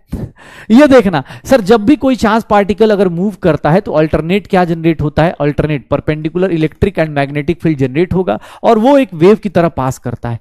ईएम वेव्स के साथ अच्छी बात पता है क्या है, कि उसको इलेक्ट्रिक मैग्नेटिक फील्ड में कोई डेविएशन नहीं। सर उसकी स्पीड जो होती है ना, ध्यान सुनना, इसकी जो स्पीड होती है, वेलोसिटी ऑफ इलेक्ट्रोमैग्नेटिक वेव्स जो होती हैं, स्पीड ऑफ ईएम वेव्स जो होती हैं, पता है किसके बराबर होती है, स्पीड ऑफ लाइट के बराबर, स्पीड ऑफ लाइट के बराबर। स्पीड ऑफ लाइट याद करो, 3 इंटू 10 की पावर 8। स्पीड ऑफ लाइट को हम किससे डिनोट करते हैं, सी से। सर 3 इंटू 10 की पावर 8 मीटर पर सेकेंड होता है। Sir speed of electromagnetic waves किसके बराबर, स्पीड ऑफ लाइट के बराबर। मतलब समझ रहे हो, जिसके अंदर कोई डेविएशन नहीं, जो पढ़ाई करते टाइम कोई डेविएशन नहीं करेगा ना भाई, सच बता रहा हूं, ऑब्वियसली उसको समझने की स्पीड भी बढ़ जाती है। हमारे यहां तो आधे लोग बगल में साइड में देख रहे होते, चैट वैट देखने लगते, इसलिए बर्बाद हो जाते, ठीक है भाई। सीधा सीधा कोई डेविएशन नहीं, देख लो इसकी स्पीड किस स्पीड से चल रहा है। देख रहे थे कैथोड रे कैसे मटक मटक के चल रहा था, पॉजिटिव साइड मुड़ गया था, एनोड रे इधर मुड़ गया था, वो उधर मुड़ गया था, इसमें कोई डेविएशन है, एकदम मस्त। ये इसके लिए ना भैया, ईएम वेव्स के लिए they do not require EM waves के बारे में बात करूं तो EM waves do not require, ये क्या करते हैं, do not require any medium. Light को चलने के लिए मीडियम नहीं चाहिए, जैसे साउंड को चलने के लिए क्या चाहिए, मीडियम चाहिए। साउंड जो है वैक्यूम में नहीं चलता, लाइट भैया यहां से चांद तक, चांद से यहां तक आराम से चल रहा है, आ रहा है, ठीक है। तो ये क्या हो जाएगा सर, इसको कोई भी मीडियम की रिक्वायरमेंट नहीं होती है, आराम से चलता है, मस्त चलता है। किसी भी जगह चले जाओ, सॉलिड लिक्विड गैस कहीं भी चले जाओ भाई साहब, ऐसे जबरदस्त चलते हैं ना यार, मतलब अलग ही लेवल पे जी रहे होंगे इलेक्ट्रोमैग्नेटिक रेडिएशन वाले। इलेक्ट्रोमैग्नेटिक रेडिएशन वाले अलग ही जिंदगी जी रहे होते। पक्का हो जाएगा सर, श्योर हो। बेटा ये परपेंडिकुलर होता है, ये एक्स एक्सिस है ना, तो ये वाई एक्सिस है। ये यार बेसिक मैथ भाई, ऐसे करके ये जेड एक्सिस हो गया ना, पेन जेड एक्सिस हो गया, ये बोलो परपेंडिकुलर कैसे है भाई? ये परपेंडिकुलर 90 डिग्री, इधर 90 डिग्री, ऐसे करके नहीं है, ये हवा में बाहर की तरफ है ना 90 डिग्री। पक्का हो जाएगा? हाँ पक्का हो जाएगा। मुझे बोलो, अब देखो मैं अब इंग्लिश में एक मिनट, थोड़ा हाई लेवल इंग्लिश, ठीक है? ऐसे नहीं, देखो ये मैंने नहीं बोला था इलेक्ट्रोमैग्नेटिक वेव्स के बारे में, देखो मैंने छोटी छोटी लाइन से बताया। मैक्सवेल का इंग्लिश देखना, मैक्सवेल ने क्या बोला कि when electrically charge particle moves under acceleration, देखिएगा इंग्लिश देखिए, alternating electric and magnetic fields are produced and transmitted. देख रहे हो, मैक्सवेल ने सजेस्ट किया है कि जब भी कोई इलेक्ट्रिकली चार्ज पार्टिकल चलता हो एक्सेलरेशन में, तो alternate electric and magnetic field produce होते हैं। दिस फील्ड्स आर, ओ भाई साहब, transmitted in the forms of wave known, अबे दोबारा मत लिख लेना भाई, वही चीज है, ऐसे नहीं दोबारा लिख रहे हैं, ठीक है? दोबारा लिख रहे, ये दोबारा नहीं लिखना है, ये वही सेम चीज है, बस इंग्लिश वाली बातें हैं। सर ये किस फॉर्म में रेडिएशन हो रहा है? वेव के फॉर्म में हो रहा है। किसके लाइट के बराबर होता है? स्पीड ऑफ लाइट के बराबर होता है। They do not require any medium for propagation. अबे वही लिखवा रहा था भाई, क्या बात कर रहे हो? बस ये तो इंग्लिश वालों के लिए लिखवा दिया कि हाँ कोई ये ना बोले कि सर ने टूटी फूटी इंग्लिश लिखी है, ठीक है? Have electric and magnetic field travel at right angle to this property field, यही बात तो मैं बोल रहा था उस टाइम से। हाँ हो जाएगा, ध्यान से देख लेना। इलेक्ट्रो में ये स्कूल में लिखना, हाँ ये बात किसने सही बोली, ये ऐसे मत लिख देना स्कूल में भाई, स्कूल में अच्छी राइटिंग में अच्छे से समझा। स्कूल के टीचर से पंगा नहीं लेने का, 11th में तो खास कर, क्योंकि उसको ही पता है तुम साइंस पढ़ रहे हो और मेरे से नहीं पढ़ रहे साइड में, सॉरी। और स्कूल टीचर्स आर रिस्पेक्टेबल, ठीक है? डिस्क्लेमर पहले ही चला दूं, ठीक है? हाँ तो स्कूल के टीचर से पंगा नहीं, मैम से सर से पंगा नहीं, ठीक है? हम लोग उनसे बहुत नीचे आते, तुम उनकी बात मानोगे एकदम शांति से, कोई भी फालतू ये सब लिखोगे एकदम, स्कूल में कोई पूछे ब्लू पेन से ब्लैक पेन से लिखना है, तुम्हारी जगह मैं भी था, मैं भी ऐसे ही लिखता था, प्यार से लिखता था, एकदम सुंदर राइटिंग में एकदम रच रच के लिखता था, ठीक है? क्योंकि कभी भी कोई चार्ज पार्टिकल चलता है ना, तो ऑब्वियस चार्ज पार्टिकल का मतलब क्या हो गया? इसके ऊपर कुछ चार्ज है। सोच रहा है इलेक्ट्रॉन मूव करता है तो करंट चलने लगता है भाई, रेडिएशन आती है ना, इलेक्ट्रॉन मूव करता है कहीं तो सुना होगा ना कि इलेक्ट्रॉन की मूवमेंट के जस्ट बाद करंट पीछे से आ रहा है, कैसे आ रहा है? वही होता है, पक्का। तो ये देख लेना अपने पास, ये इलेक्ट्रोमैग्नेटिक रेडिएशन है। अच्छा यहां पर एक बात पता चल गई मुझे, अब ध्यान सुनना, इलेक्ट्रोमैग्नेटिक रेडिएशन की बात पता चल गई मुझे कि भैया electromagnetic radiation speed of light के बराबर चलता है। तो इसका मतलब ध्यान सुनिएगा, एक बात बताइएगा मुझे, sir speed of electromagnetic waves, अब मैं एक बहुत हाई फाई चीज बता रहा हूं, थोड़ा पकड़िएगा आप लोग, ये किसके बराबर है? स्पीड ऑफ लाइट के, ठीक है? ये बात आपने बोली सर, हमने मान ली, ठीक है? 3 × 10⁸ मीटर पर सेकेंड। ये तो सबको पता है ना कि ये स्पीड ऑफ लाइट जो होती है कांस्टेंट होती है, वेरिएबल नहीं होती, ये बात सबको पता चल गई। तो मतलब वेलोसिटी जो होगी, वेलोसिटी जो होती है भाई, ठीक है, वेलोसिटी जो होती है किसी भी वेव की, अब अगर मैं देखना अब क्या लिख रहा हूं, स्पीड ऑफ ईएम वेव्स, सुनिएगा और पकड़िएगा, बहुत हार्ड चीज चल रहा है, एक बार देखिएगा। ये देखिए वेलोसिटी को क्या लिख सकता हूं? फ्रीक्वेंसी इंटू वेवलेंथ लिख सकता हूं क्या? फ्रीक्वेंसी इंटू वेवलेंथ लिख सकता हूं क्या? ये देखना। और यहीं पर एक बहुत बड़े खतरनाक से फॉर्मूले का जन्म हो रहा है, देखिएगा। स्पीड ऑफ लाइट को सी से लिखते थे, सी से रिप्रेजेंट करते हैं, C is equals to nu into lambda. ये देख लीजिएगा इलेक्ट्रोमैग्नेटिक रेडिएशन में ये क्या है? कांस्टेंट है। ये क्या है? कांस्टेंट है।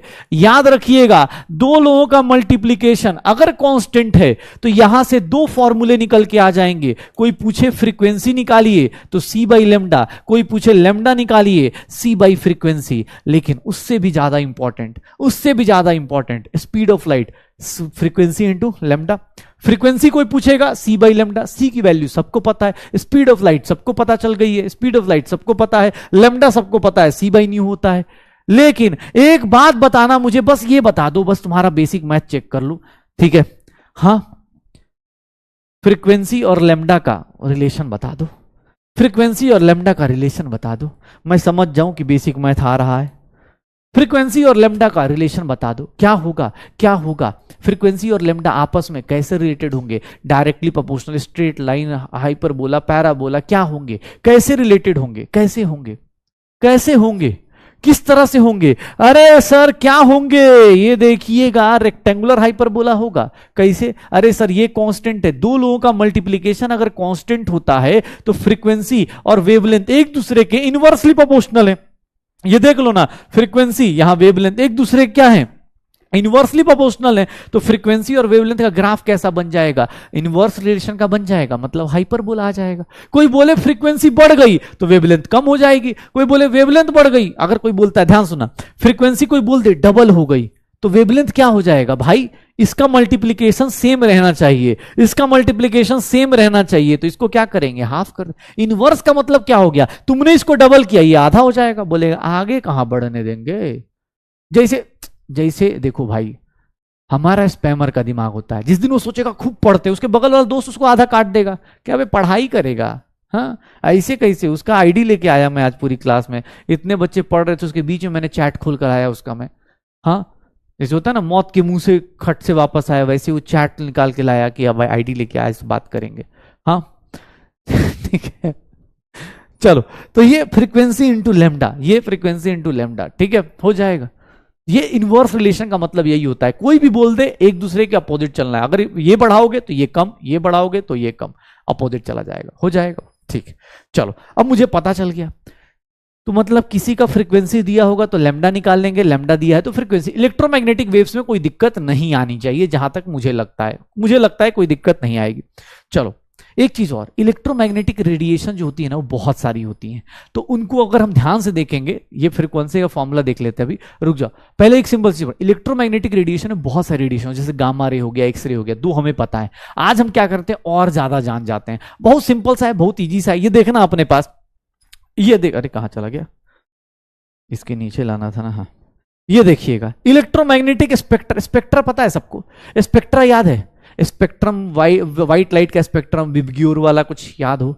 वैसे ही यहां पर सर इलेक्ट्रोमैग्नेटिक स्पेक्ट्रा है, देखेंगे कहां से स्टार्ट होता है, अर्थ के, मतलब हर एक जगह आपको ये रेडिएशंस मिल जाएंगे। ये बेटा लिखना नहीं है, कोई डर मत जाना कि अरे सर लिखना पड़ जाएगा, ये देख लो अपने पास, ये रेडिएशंस हैं, जैसे मॉनिटर्स में, मोबाइल में, टीवी में, सेल में, माइक्रोवेव में, सनलाइट में, हर एक जगह अलग अलग रेडिएशंस है। गामा रेज है, कॉस्मिक रेज है, एक्सरे है, अल्ट्रावायलेट है, विजिबल है, इंफ्रारेड है, माइक्रोवेव है, रेडियो फ्रीक्वेंसी है, वेरी लो रेडियो फ्रीक्वेंसी है, ऐसे करके यहां से लेकर वहां तक ये पूरी की पूरी रेडिएशन की रेंज है। स्पेक्ट्रम देख लो अपने पास, स्पेक्ट्रम ये देख लो, स्पेक्ट्रम ऐसा होता है। सर एक बात बताइएगा, एक सिंपल चीज, हाँ ये देख लेना अपने पास, रेडियो इलेक्ट्रोमैग्नेटिक स्पेक्ट्रम यही होता है। इलेक्ट्रोमैग्नेटिक स्पेक्ट्रम जो एनसीईआरटी में दिखेगा वो एनसीईआरटी का पिक्चर ये है, इलेक्ट्रोमैग्नेटिक स्पेक्ट्रम का एनसीईआरटी का पिक्चर ये दिखेगा। एक बात बताना, ये बंदा इधर बोल रहा है वेवलेंथ ज्यादा हो रहा है और इधर बोल रहा है फ्रीक्वेंसी उधर ज्यादा हो रहा है, कैसे ये सब समझ में आ रहा है? पता चल रहा है, इधर वेवलेंथ बढ़ रहा है और उधर फ्रीक्वेंसी बढ़ रही है। क्यों? क्योंकि वेवलेंथ और फ्रीक्वेंसी एक दूसरे के इनवर्स रिलेशन में होते हैं, वेवलेंथ और फ्रीक्वेंसी एक दूसरे के इनवर्स रिलेशन में होते हैं। स्पेक्ट्रम याद करना हो, स्पेक्ट्रम याद करना हो, सीधा सीधा याद रख सकते हो। इस स्पेक्ट्रम से क्वेश्चन क्या आते हैं आपको, किसकी फ्रीक्वेंसी ज्यादा किसकी कम, ये पूछा जाएगा, किसकी वेवलेंथ ज्यादा किसकी वेवलेंथ कम, ये पूछा जाएगा। डायरेक्ट वैल्यूज याद हो सकती है तो बहुत बढ़िया, नहीं तो आपको मैं एक ट्रिक बता देता हूं, आप उससे याद कर सकते हो, कोई दिक्कत नहीं आएगी। ठीक है, ये स्पेक्ट्रम पूरा याद करना होता है कि सर रेडियो, फिर micro, infrared, visible, UV radiation, X-ray, gamma rays, ऐसे करके पूरा याद कर सकते हो, याद हो जाएगा। अरे कुछ नहीं, इलेक्ट्रोमैग्नेटिक स्पेक्ट्रम याद करना है ना, सिंपल सा, देखो तुम्हें तरीका बता रहा हूं। रेडियो में मैं वचन देता हूं एक्स गर्लफ्रेंड से चैट नहीं करूंगा। ध्यान सुनना, याद करने का सिंपल सा तरीका, इधर से इधर जाओगे वेवलेंथ क्या होगा, सर इधर से इधर जाओगे ऑब्वियस है, इधर वेवलेंथ क्या होगा, डिक्रीज होगा, फ्रीक्वेंसी क्या होगी, फ्रीक्वेंसी क्या होगी, इंक्रीज होगी। इधर से इधर जाओगे वेवलेंथ क्या होगा, इंक्रीज होगा। ध्यान सुनना, रेडियो बहुत दूर तक सुनाई देता है ना, अगर गलती से भूल गए तो याद रखना, रेडियो जो होता है बहुत दूर तक सुनाई देता है, उसका वेवलेंथ क्या होता है, सबसे ज्यादा। अगर इसका वेवलेंथ ज्यादा है तो इधर से इधर जाएंगे तो क्या होगा, फ्रीक्वेंसी कम होगा। याद करने का तरीका क्या है कि सर ये क्या है, रेडियो वेव्स, ये क्या है, रेडियो वेव्स, ये क्या है, माइक्रोवेव्स, ये क्या है, इंफ्रारेड, ये क्या है, विजिबल। याद करने का सिंपल, वचन देना है, किसको सोच समझ के देना, ये UV light, x ray, gamma rays, cosmic rays. तो रेडियो में आई वो यू वचन देता हूं, एक्स गर्लफ्रेंड से चैट नहीं करूंगा। ठीक है, जैसे भी जिसके बाकी किसी को पहले का ट्रिक याद हो तो अच्छी बात है, अगर पहले की ट्रिक याद है तो बहुत बढ़िया। अदरवाइज आप इलेक्ट्रोमैग्नेटिक स्पेक्ट्रम में जितनी भी रेडिएशंस आती हैं, अगर उनकी फ्रीक्वेंसी और उसके बेसिस पे करना चाहते हो तो देख लो, radio, micro, infrared, visible, UV light, x ray, gamma rays, cosmic rays, ये सारे मिला दोगे तो हमारे पास एक ट्रिक बन जाती है। और वो ट्रिक का नाम क्या है? उस ट्रिक का नाम है रेडियो में मैं वचन देता हूं, देना मत भाई, ठीक है, अभी कॉलेज बाकी है, उधर भी जीना जीना है भाई, ठीक है। तो रेडियो में आई वाओ यू, रेडियो में वचन देता हूं एक्स गर्लफ्रेंड से चैट नहीं करूंगा। अरे तुझे और, हाँ ठीक है भाई, तुझे पहले से पता है, बहुत बढ़िया, ठीक है।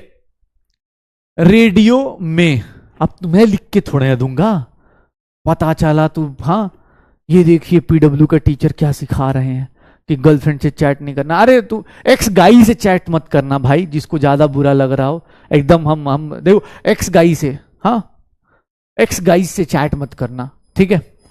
हाँ, गर्लफ्रेंड जरूरी नहीं है भाई, ऐसा नहीं है, मैं तो सबके लिए बोल रहा हूं। रेडियो में आई वचन देता हूं एक्स गर्लफ्रेंड से चैट नहीं करूंगा। बस अच्छा लगता है यार, कभी कभी बेचारे खुश रहते हैं, खुश होने दो यार, तुम लोग एकदम ऐसे कैसे। हाँ, वैल्यूज याद हो जाए तो बहुत बढ़िया। मैंने तुम्हें क्या बोला, ये चैप्टर ना दोबारा फिजिक्स में आएगा, टेंशन क्यों ले रहा है भाई तू, टेंशन मत ले। ये जो चैप्टर तू अभी 2 पेज में खत्म कर लेगा ना, ये टॉपिक इलेक्ट्रोमैग्नेटिक वेव्स, ये फिजिक्स में एक चैप्टर है, भरोसा ना हो तो 12th का एक सिलेबस खोल के देखना, इलेक्ट्रोमैग्नेटिक पूरा फिजिक्स में ये पूरा याद करवा दिया जाएगा। इसकी फ्रीक्वेंसी 0, इसका वेवलेंथ इतना, रेडियो ऑब्वियस है, रेडियो दूर दूर तक सुनाई देता है ना, इसलिए याद रहता है, ठीक है। हाँ रेडियो भाई, एक बोल रहा सर कौन सा कांड किया आपने, अब तुझे मैं बताऊं, हाँ तुझे सिंपल सा बात है, ये देख भाई, लिख देता हूं, बड़ा बड़ा लिख देता हूं, रेडियो में आई वचन देता हूं एक्स गर्लफ्रेंड से चैट नहीं करूंगा। इस बात का किसी की रियल लाइफ से कोई लेना देना नहीं है, डिस्क्लेमर में पहले ही बोल दिया जाए। ये क्या है, ये रेडियो वेव्स हैं, ऑब्वियस है, इधर आओगे वेवलेंथ ज्यादा, ये माइक्रोवेव हैं जो आपके माइक्रो ओवन में दिख जाएगा, माइक्रोवेव्स। ये क्या है, इंफ्रारेड है, इंफ्रारेड है, ये इंफ्रारेड होता है, ये विजिबल होता है। आपको कुछ चीजें पता होनी चाहिए, जैसे विजिबल का वेवलेंथ पता होना चाहिए। सर ये कहां से कहां, राउंड ऑफ ले रहा हूं, 4000 एंगस्ट्रॉम से 7500 एंगस्ट्रॉम तक, ये राउंडेड फिगर लिया है, एनसीईआरटी में ये पिक्चर दिया, इससे मैंने ये लिया है। हो सकता है मॉड्यूल में कुछ अलग दिया हो तो आप उसको, अल्ट्रावायलेट, अल्ट्रावायलेट, ये क्या है, एक्सरे, ये क्या है, गामा रेज, और ये क्या है, कॉस्मिक रेज। याद रखिएगा, जब वचन देते हैं तो ऑब्वियस से यहां तक आते आते क्या हो जाएगा, डर लगना शुरू हो जाएगा ना भाई, तो इसीलिए देख लो, रेडियो बहुत दूर तक सुनाई देती है, लेकिन वचन देते देते क्या हो जाएगा, फ्रीक्वेंसी, हार्टबीट क्या हो जाएगी, इंक्रीज हो जाएगी। ऑब्वियस है, तुम्हें ही पता है तुम कितनी बात मानने वाले हो। लेकिन इधर से इधर जाओगे तो रेडियो की आवाज क्या होती है, बहुत दूर तक सुनाई देती है, तो वेवलेंथ क्या होती है, इस साइड इंक्रीज करती है।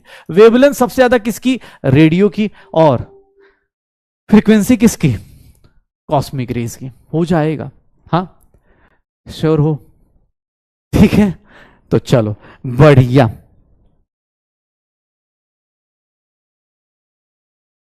हाँ रेडियो में आई वचन देता हूं एक्स गर्लफ्रेंड से चैट नहीं करूंगा। This is what electromagnetic spectra. आपसे क्वेश्चन पूछेगा तो आपको देखो, शॉर्टकट याद रहने से क्या होता है ना, क्वेश्चन जल्दी हो जाते हैं और कोई लॉजिक नहीं होता। बाकी याद करोगे तो ऑब्वियस याद ही हो जाएगा। अरे रो मत भाई, बोल रहा है मेरी से, अरे नहीं बुरा नहीं मानना भाई, अभी एज हुई भी नहीं है, तो बदमाश लोगों के लिए है, तुम्हारे लिए थोड़े, तुम बहुत शांत बच्चे हो भाई, तो भाई नहीं रही कोई दिक्कत नहीं, तू बुरा मत मान भाई, तू बस गाने गा अभी, ठीक है।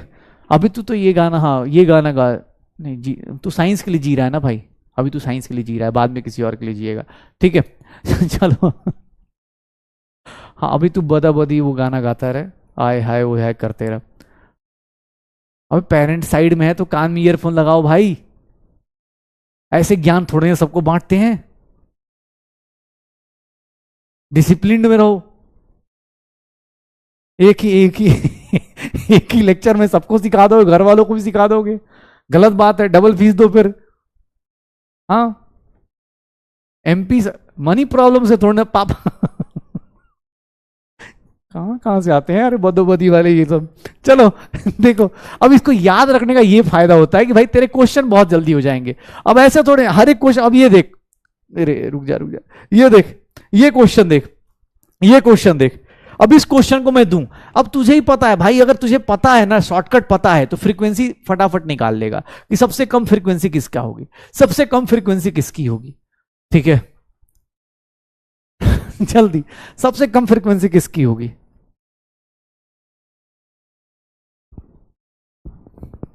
सबसे कम फ्रीक्वेंसी किसकी होगी,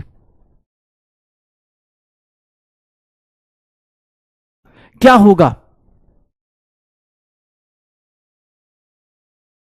क्या होगा, which of the following has maximum frequency. तो याद करो, क्या याद करना था, रेडियो में मैं वचन देता हूं, एक्स गर्लफ्रेंड, मतलब जो एक्स गाई से चैट नहीं, जो भी पेरेंट्स सुन रहे हैं, ये जो होता है इसका कोई लेना देना, हम बच्चों को बहुत अच्छा पढ़ाते, संस्कार देते, और हम अपने इंडियन परवरिश की बच्चों को बताते, तो आप टेंशन मत लीजिएगा। ठीक है, बच्चा सही हाथों में ठीक है।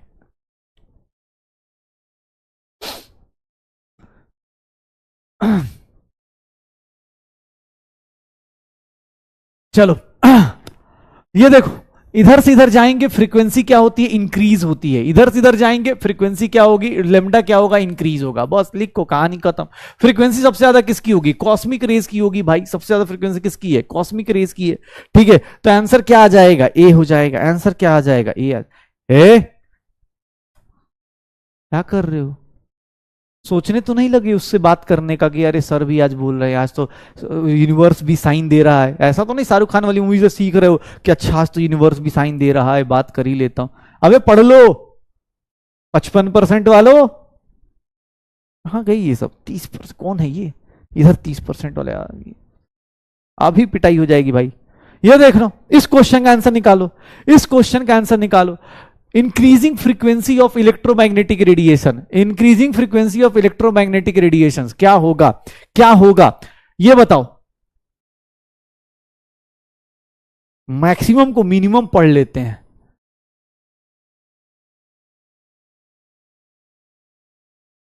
इंक्रीजिंग फ्रीक्वेंसी बताना है, मिनिमम कहां हुआ, चलो पहले इसको देखना क्या होगा,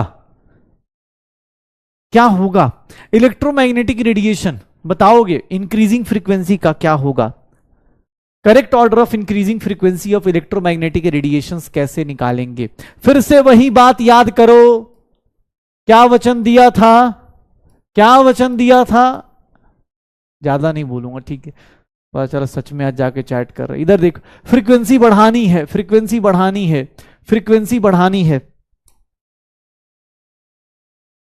फ्रीक्वेंसी बढ़ानी है, तो ये देख लो, फ्रीक्वेंसी क्या होगी, इंक्रीज होगी, सबसे ज्यादा किसकी होगी, रेडियो की सबसे कम होगी, रेडियो, अच्छा माइक्रो यूवी, नहीं यार ये तो गड़बड़ हो गया, माइक्रो यूवी नहीं होगा, माइक्रो के बाद इंफ्रारेड आएगा, माइक्रो रेडियो ये भी गड़बड़ हो गया, यूवी रेडियो एक्टिव, यूवी क्या बात कर रहा है, radio wave, infrared, visible, X-ray, ठीक है, D is the correct answer, D is the correct answer, D is the correct answer.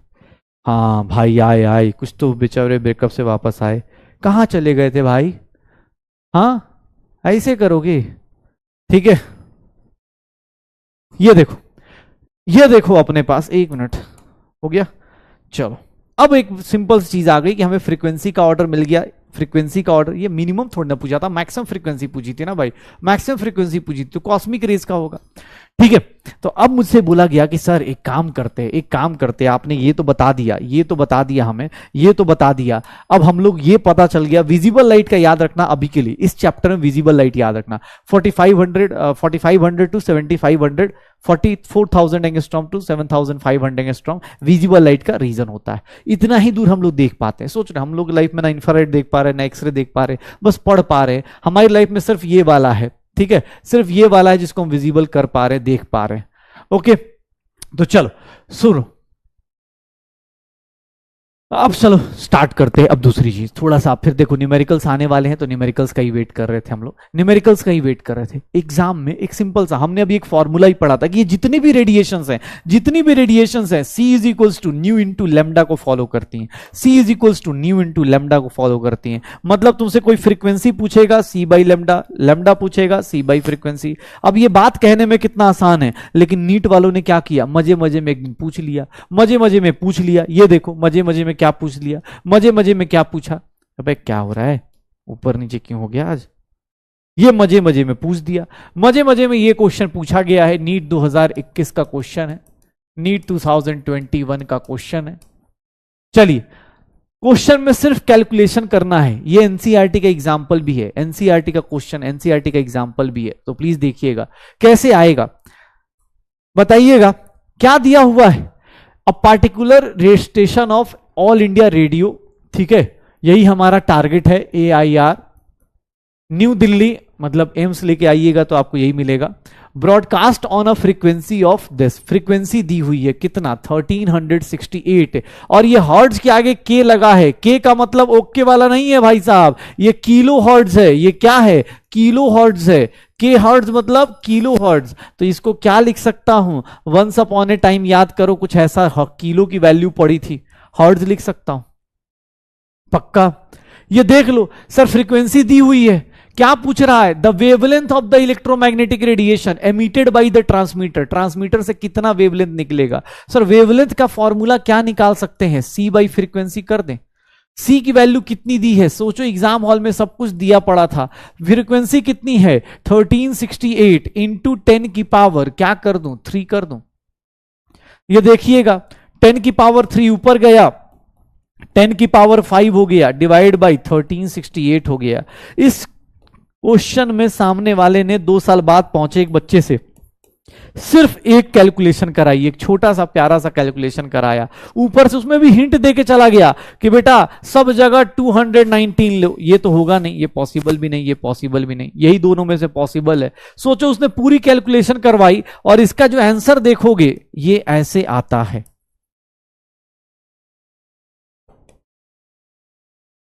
Finally हमारा आंसर क्या आता है, ए आता है। इसमें सिर्फ कैलकुलेशन के मतलब सिर्फ कैलकुलेशन करवा रहा था। सोचो एग्जाम हॉल में 2 साल बाद आप पहुंचोगे, आपसे ऐसे मजाक किया जाएगा।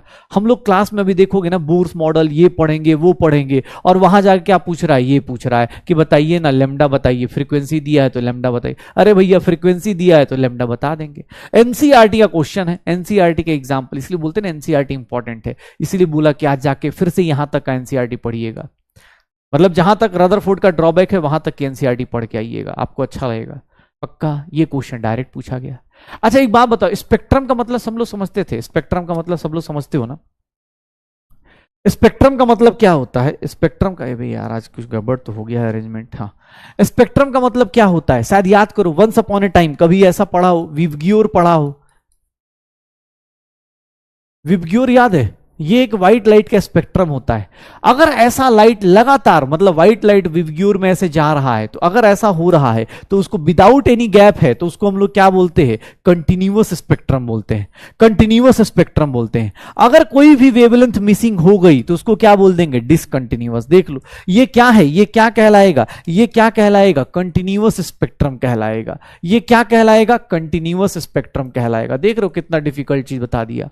और अगर कोई मिसिंग हो जाए, मान लो ऐसा हो जाए,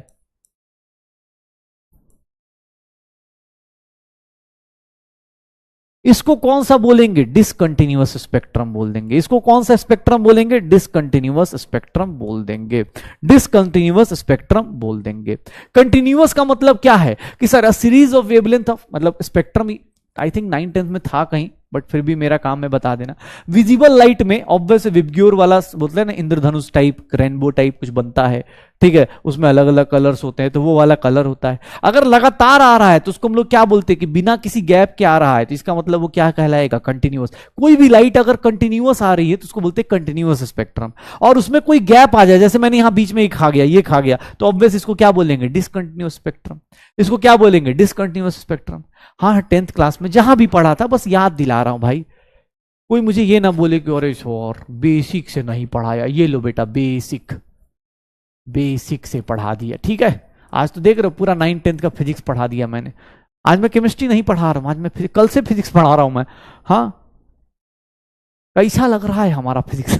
ठीक है, हाँ रेनबो, हाँ वही जहां भी था, ठीक है, बहुत बढ़िया यार। तो ये डिसकंटिन्यूअस स्पेक्ट्रम बेसिक से अपने पास हम लोग जान रहे हैं कि डिसकंटिन्यूअस स्पेक्ट्रम होता है, कंटिन्यूअस स्पेक्ट्रम होता है। तो अब थोड़ा हार्ड पढ़ा देते हैं, ऐसे सुनना हार्ड पढ़ा रहे हैं, देखना थोड़ा, अब देखना कितने लोग का मैथ कैसे उल्टा है। ये देखिएगा, अब हुआ क्या कि ये सब कहानी चल रही थी, बोर्स मॉडल आने वाला है, लेकिन उससे पहले ना कुछ कुछ चीजें और हुई, कुछ लोगों ने अलग अलग जीत पकड़ ली। अलग अलग जीत क्या पकड़ ली? तो भाई साहब एक मिले हमें प्लैंक्स भाई साहब। प्लैंक्स भाई साहब क्या बोलते? प्लैंक्स भाई साहब क्या बोलते? चलो उससे पहले एक और भाई साहब आ गए, मोजले, पीरियोडिक टेबल। जब पीरियोडिक टेबल पढ़ने जाओगे ना तो मोजले एक बंदा आया, शायद पीरियोडिक टेबल सबने पढ़ा है, पीरियोडिक टेबल आप सबने पढ़ा होगा ना। पीरियोडिक टेबल कहीं 10th में था कि हटा दिया था? वो भी हटा दिया। अबे 10th में करके क्या आए हो तुम लोग? अब समझ में आ रहा है सबके 96%, 92% ऐसे कैसे आ जा रहे? 10th में था कि चला गया? हाँ 10th में था कि चला गया? हाँ हाँ, अरे कोई बात नहीं, लैग चला जाएगा। चलो, मोजले क्या है? मॉडर्न पीरियड टेबल, जो नया पीरियड टेबल जो आज के टाइम पे तुम्हें दिखता है रंग बिरंगा ऐसे पीरियड टेबल, वो एक्चुअली कैसे बना? तो उसके सबसे पहले एक्सपेरिमेंट किसने किया? सबसे पहले एक्सपेरिमेंट किया जो मॉडर्न पीरियड टेबल जो आज के टाइम पे दिखता है उसके लिए मोजले ने किया। मोजले ने देखो क्या किया भाई साहब, तुम्हें ही पता है, अभी जस्ट बताया था कि कैथोड रे है, अरे कैथोड रे है, कैथोड रे किसी हेवी मेटल से टकराएगा, किसी मेटल से टकराएगा, और मेटल से टकराएगा तो चकनाचूर नहीं होगा, यहां से क्या निकलेगा? एक्सरे निकलेगा। क्या निकलेगा? एक्सरे निकलेगा। कल याद है लिपस्टिक वाली जो हमने पिक्चर देखी थी कि भैया ऐसे एक्सरे निकल रहा था, याद है? ऐसे टकरा रहा था टारगेट एनोड से, ये कैथोड है, एनोड पे टकराएगा, इस एनोड पे बना देंगे, एनोड मेटल से टकराएगा, यहां से क्या मिल जाएगा? एक्सरे। तो सुंदर सा पिक्चर आएगा अपनी जिंदगी का, हाँ सुंदर सा पिक्चर आएगा, याद है? हो जाएगा। अरे कोई बात नहीं, मॉडर्न पीरियड टेबल नहीं पढ़ा रहा भाई, मैं तुझे बस बता रहा हूं। मोजले ने क्या करा, ये जो एक्सपेरिमेंट किया उसने अलग अलग, देखो आदमी देखो ना कहीं भी कुछ भी सोच लेता है। वो हमारी स्पैमक था, उसने बोला भाई चलना यार एक काम करते, इस मेटल को हटा के दूसरा मेटल लगाते, तीसरा मेटल लगाते, चौथा मेटल लगाते। अब अलग अलग मेटल पे क्या आया? अलग अलग मेटल पे क्या आया? जो फ्रीक्वेंसी ऑफ एक्सरे आई ना वो अलग अलग आई। उसने बोला भाई साहब ये तो गजब चीज निकली, फ्रीक्वेंसी जो है अलग अलग लोगों की अलग अलग आई। ध्यान सुनिएगा, फ्रीक्वेंसी जो है वो directly proportional to atomic number आ गया, जेड के डायरेक्टली प्रोपोर्शनल आ गया। लेकिन याद रखिएगा मैंने अंडर रूट लिखा है, जो फॉर्मूला लिखा ना उसने मोजले ने ये फॉर्मूला लिख दिया जेड माइनस बी, ये फॉर्मूला होता है। आपको कैलकुलेशन नहीं करनी, A and B are constant. मुझे बस एक चीज बता दो, ये स्टेटमेंट सही है क्या? ये स्टेटमेंट सही है क्या? बस इतना मैं तुम्हें उसके लिए बोली नहीं, उस पर कोई न्यूमेरिकल नहीं आता, बस मुझे एक चीज बताना। मैं एक स्टेटमेंट बोल रहा हूं, frequency of x-ray is directly proportional to, frequency of x-ray is directly proportional to square of the atomic number of that metal, square of the atomic number of that metal. ये statement true है या false है? सोच के बताना। Frequency of an x-ray produced by a metal is directly proportional to square of the atomic number of that metal। क्या ये statement सही है? फ्रीक्वेंसी जो होगी वो सर फ्रीक्वेंसी एटॉमिक नंबर के डायरेक्टली प्रोपोर्शनल नहीं है, फ्रीक्वेंसी जेड स्क्वायर के डायरेक्टली प्रोपोर्शनल है। क्यों? क्योंकि ये अंडर रूट है, एक्सपेरिमेंट में देख लो अंडर रूट लिखा गया है, पक्का। अच्छा कोई बोल दे, अच्छा एक बाबा frequency directly proportional to wavelength क्या होगा? चलो बताओ वेवलेंथ क्या होगा? वेवलेंथ डायरेक्टली प्रोपोर्शनल टू क्या होगा? क्या हो जाएगा? फ्रीक्वेंसी अगर जेड स्क्वायर पे है तो वेवलेंथ क्या हो जाएगा? अबे यार रेसिप्रोकल हो जाता है ना, याद है? वेवलेंथ और फ्रीक्वेंसी एक दूसरे के रेसिप्रोकल होते हैं, पक्का। तो स्टेटमेंट भी इसका कोई कैलकुलेशन नहीं, इस पे कोई कैलकुलेशन नहीं, बस ये जानबूझ के पूछेगा कि कैथोड रे जब आप मार रहे थे तो उससे अलग अलग मेटल अगर चेंज करे तो उसकी फ्रीक्वेंसी किस पे डिपेंड करती है? तो उसकी फ्रीक्वेंसी कुछ नहीं, जेड स्क्वायर पे, एटॉमिक नंबर के स्क्वायर पे। अबे जेड स्क्वायर, ठीक है। और अगर लेमडा की बात करेगा तो 1/z स्क्वायर। ये देख लेना भाई, इनवर्सली चला जाएगा, लेमडा फ्रीक्वेंसी के इनवर्सली चलता है, इसीलिए उसको ऐसे लिख दिया, हो जाएगा। मंडे को पढ़ के आना, पहले बता रहे हैं। मंडे को देख रहे हो, आज देख रहे हो आज कितना कुछ पढ़ा रहे हैं, बहुत हार्ड। फिजिक्स आधा पढ़ा दिया, अब केमिस्ट्री पे जा रहे हैं।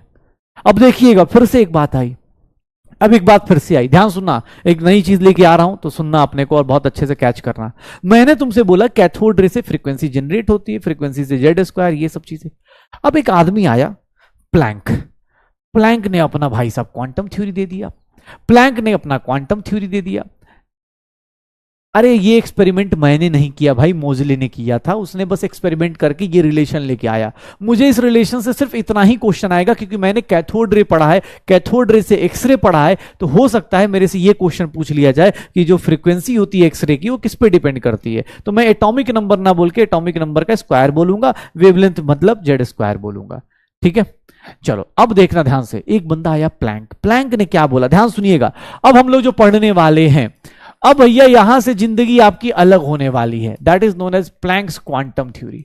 ये भाई साहब तुम्हें पता है ये आइंस्टाइन के भी गुरु थे, इसीलिए इन्होंने ऐसी ऐसी बातें करी। क्या होता ना, गुरु ऐसा होगा तो चेला तो ऑब्वियस आगे निकल ही जाएगा। प्लैंक भाई साहब अलग जिंदगी जी रहे थे।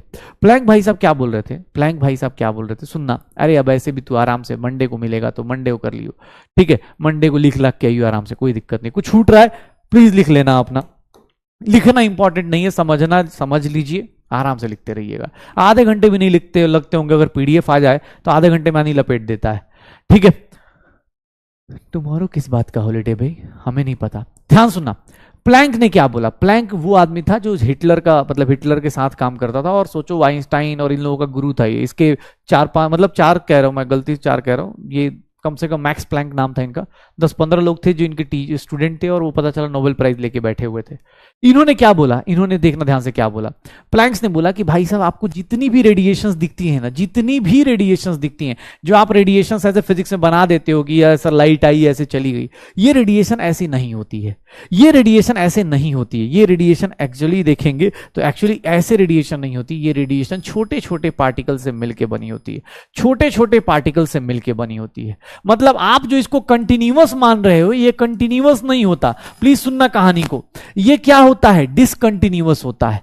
ये क्या होता है, डिसकंटिन्यूअस फॉर्म होता है। मतलब ये छोटे छोटे पॉकेट्स ऑफ एनर्जी, मतलब ऐसे छोटे छोटे छोटे छोटे छोटे छोटे ऐसे ऐसे ऐसे ऐसे छोटे छोटे पॉकेट्स में होता है, कभी भी ये कंटिन्यूअस नहीं आती है। ध्यान सुनना, तो ये प्लैंक्स क्वांटम थ्योरी थी। प्लैंक्स क्वांटम थ्योरी ने क्या बोला कि भाई साहब कोई भी रेडिएशन जो होगी वो परफेक्ट नहीं जाती, वो कंटिन्यूअस नहीं होती, वो छोटे छोटे पैकेट्स ऑफ एनर्जी में होती है, जिसको हम लोग क्या बोल देते हैं, क्वांटम बोल देते हैं, प्लूरल में क्वांटा बोल देते हैं। ठीक है, वही चीज लाइट के फॉर्म में आएगी, वही चीज लाइट की, ये छोटे छोटे पॉकेट्स, जैसे सनलाइट आ रही है, हमें क्या लगता है सनलाइट क्या आ रही है, एकदम स्ट्रेट आ रही होगी, नहीं भाई, उसके बीच में ना छोटे छोटे पॉकेट्स ऑफ एनर्जी है। कभी धूप में खड़े होते गर्मी लगने लगती है ना, कैसे लगती है, सन तो उतनी दूर है, लगती कैसे, ऑब्वियस रेडिएशंस आती हैं। वो रेडिएशंस क्या करती है, छोटी छोटी एनर्जी के पैकेट्स लेके आती है। और जो ये एनर्जी होती है हर एक आदमी की, जो एनर्जी ऑफ रेडिएशन होती है ना, एनर्जी ऑफ रेडिएशन होती है, ध्यान सुनिएगा, एनर्जी ऑफ जो रेडिएशन होगी वो डायरेक्टली प्रोपोर्शनल टू किस पे होगी, फ्रीक्वेंसी पे होगी। डायरेक्टली प्रोपोर्शनल टू क्या होगी, फ्रीक्वेंसी। मतलब एनर्जी जो होगा वो डायरेक्टली प्रोपोर्शनल टू क्या होगा, न्यू होगा। एनर्जी जो होगा ये किस पे डिपेंड करेगा, फ्रीक्वेंसी पे डिपेंड करेगा। एनर्जी जो होगा वो किस पे डिपेंड करेगा, फ्रीक्वेंसी पे डिपेंड करेगा। ये जो छोटा छोटा चीज है इसको हम लोग क्या बोले, थ्योरी लिखवा दूंगा, लिख भी दूंगा, ये देख लो क्वांटम, यही बड़ा हो जाएगा प्लुरल तो क्वांटा। और अगर लाइट का केस है तो इसी को हम लोग क्या लिख देते हैं, फोटोन लिख देते हैं, फोटोन लिख देते हैं। Energy directly proportional to nu, तो ये देख लो, अगर ये प्रोपोर्शनलिटी कांस्टेंट हटाते हैं तो इसको क्या लिख देते हैं, एच न्यू। एच क्या है, H is Planck's constant. H क्या है, H is Planck's constant. H क्या है, H is Planck's constant. Planck's constant की वैल्यू होती है 6.6 10⁻34 जूल्स सेकेंड। ये हो जाएगा। कोई भी तुमसे पूछेगा, इन्होंने बस जिंदगी में एक ही काम किया कि भैया ये प्लैंक ने बोला कि भाई साहब कोई भी एनर्जी जो होगी वो किस पे डिपेंड करेगी, फ्रीक्वेंसी पे। और जो फ्रीक्वेंसी होती है फ्रीक्वेंसी पे डिपेंड करेगी, आदमी उतनी ही एनर्जी, भाई किसी फ्रीक्वेंसी मैच करेगी तभी तो एनर्जी लगाओगे ना। हाँ अरे तो क्यों करोगे, रियल स्टोरी तो यही होती है। तो उसने बोला भाई एनर्जी जो होगी डिपेंड करेगी किसके ऊपर, फ्रीक्वेंसी के ऊपर। फ्रीक्वेंसी किसके directly proportional, energy directly proportional new. H लगा दो, एच क्या है, प्लैंक्स कांस्टेंट। और ये क्या हो गया आपके पास, एच, एच न्यू हो गया। H is Planck's constant 6.6 × 10⁻34। पक्का हो जाएगा। किसी भी, अब इसी का थ्योरेटिकल पोर्शन लिखना हो तो देखो बड़ा सुंदर सा लिख के लाया हूं। कोई भी रेडिएशन एनर्जी है, कोई भी एनर्जी अगर रेडिएट या एमिट हो रही है, देखना थ्योरी जो स्कूल में लिखना है, जो एनसीईआरटी में दिया हुआ है, जो रेडिएंट एनर्जी होगी एमिटेड और absorbed by a body is not continuous.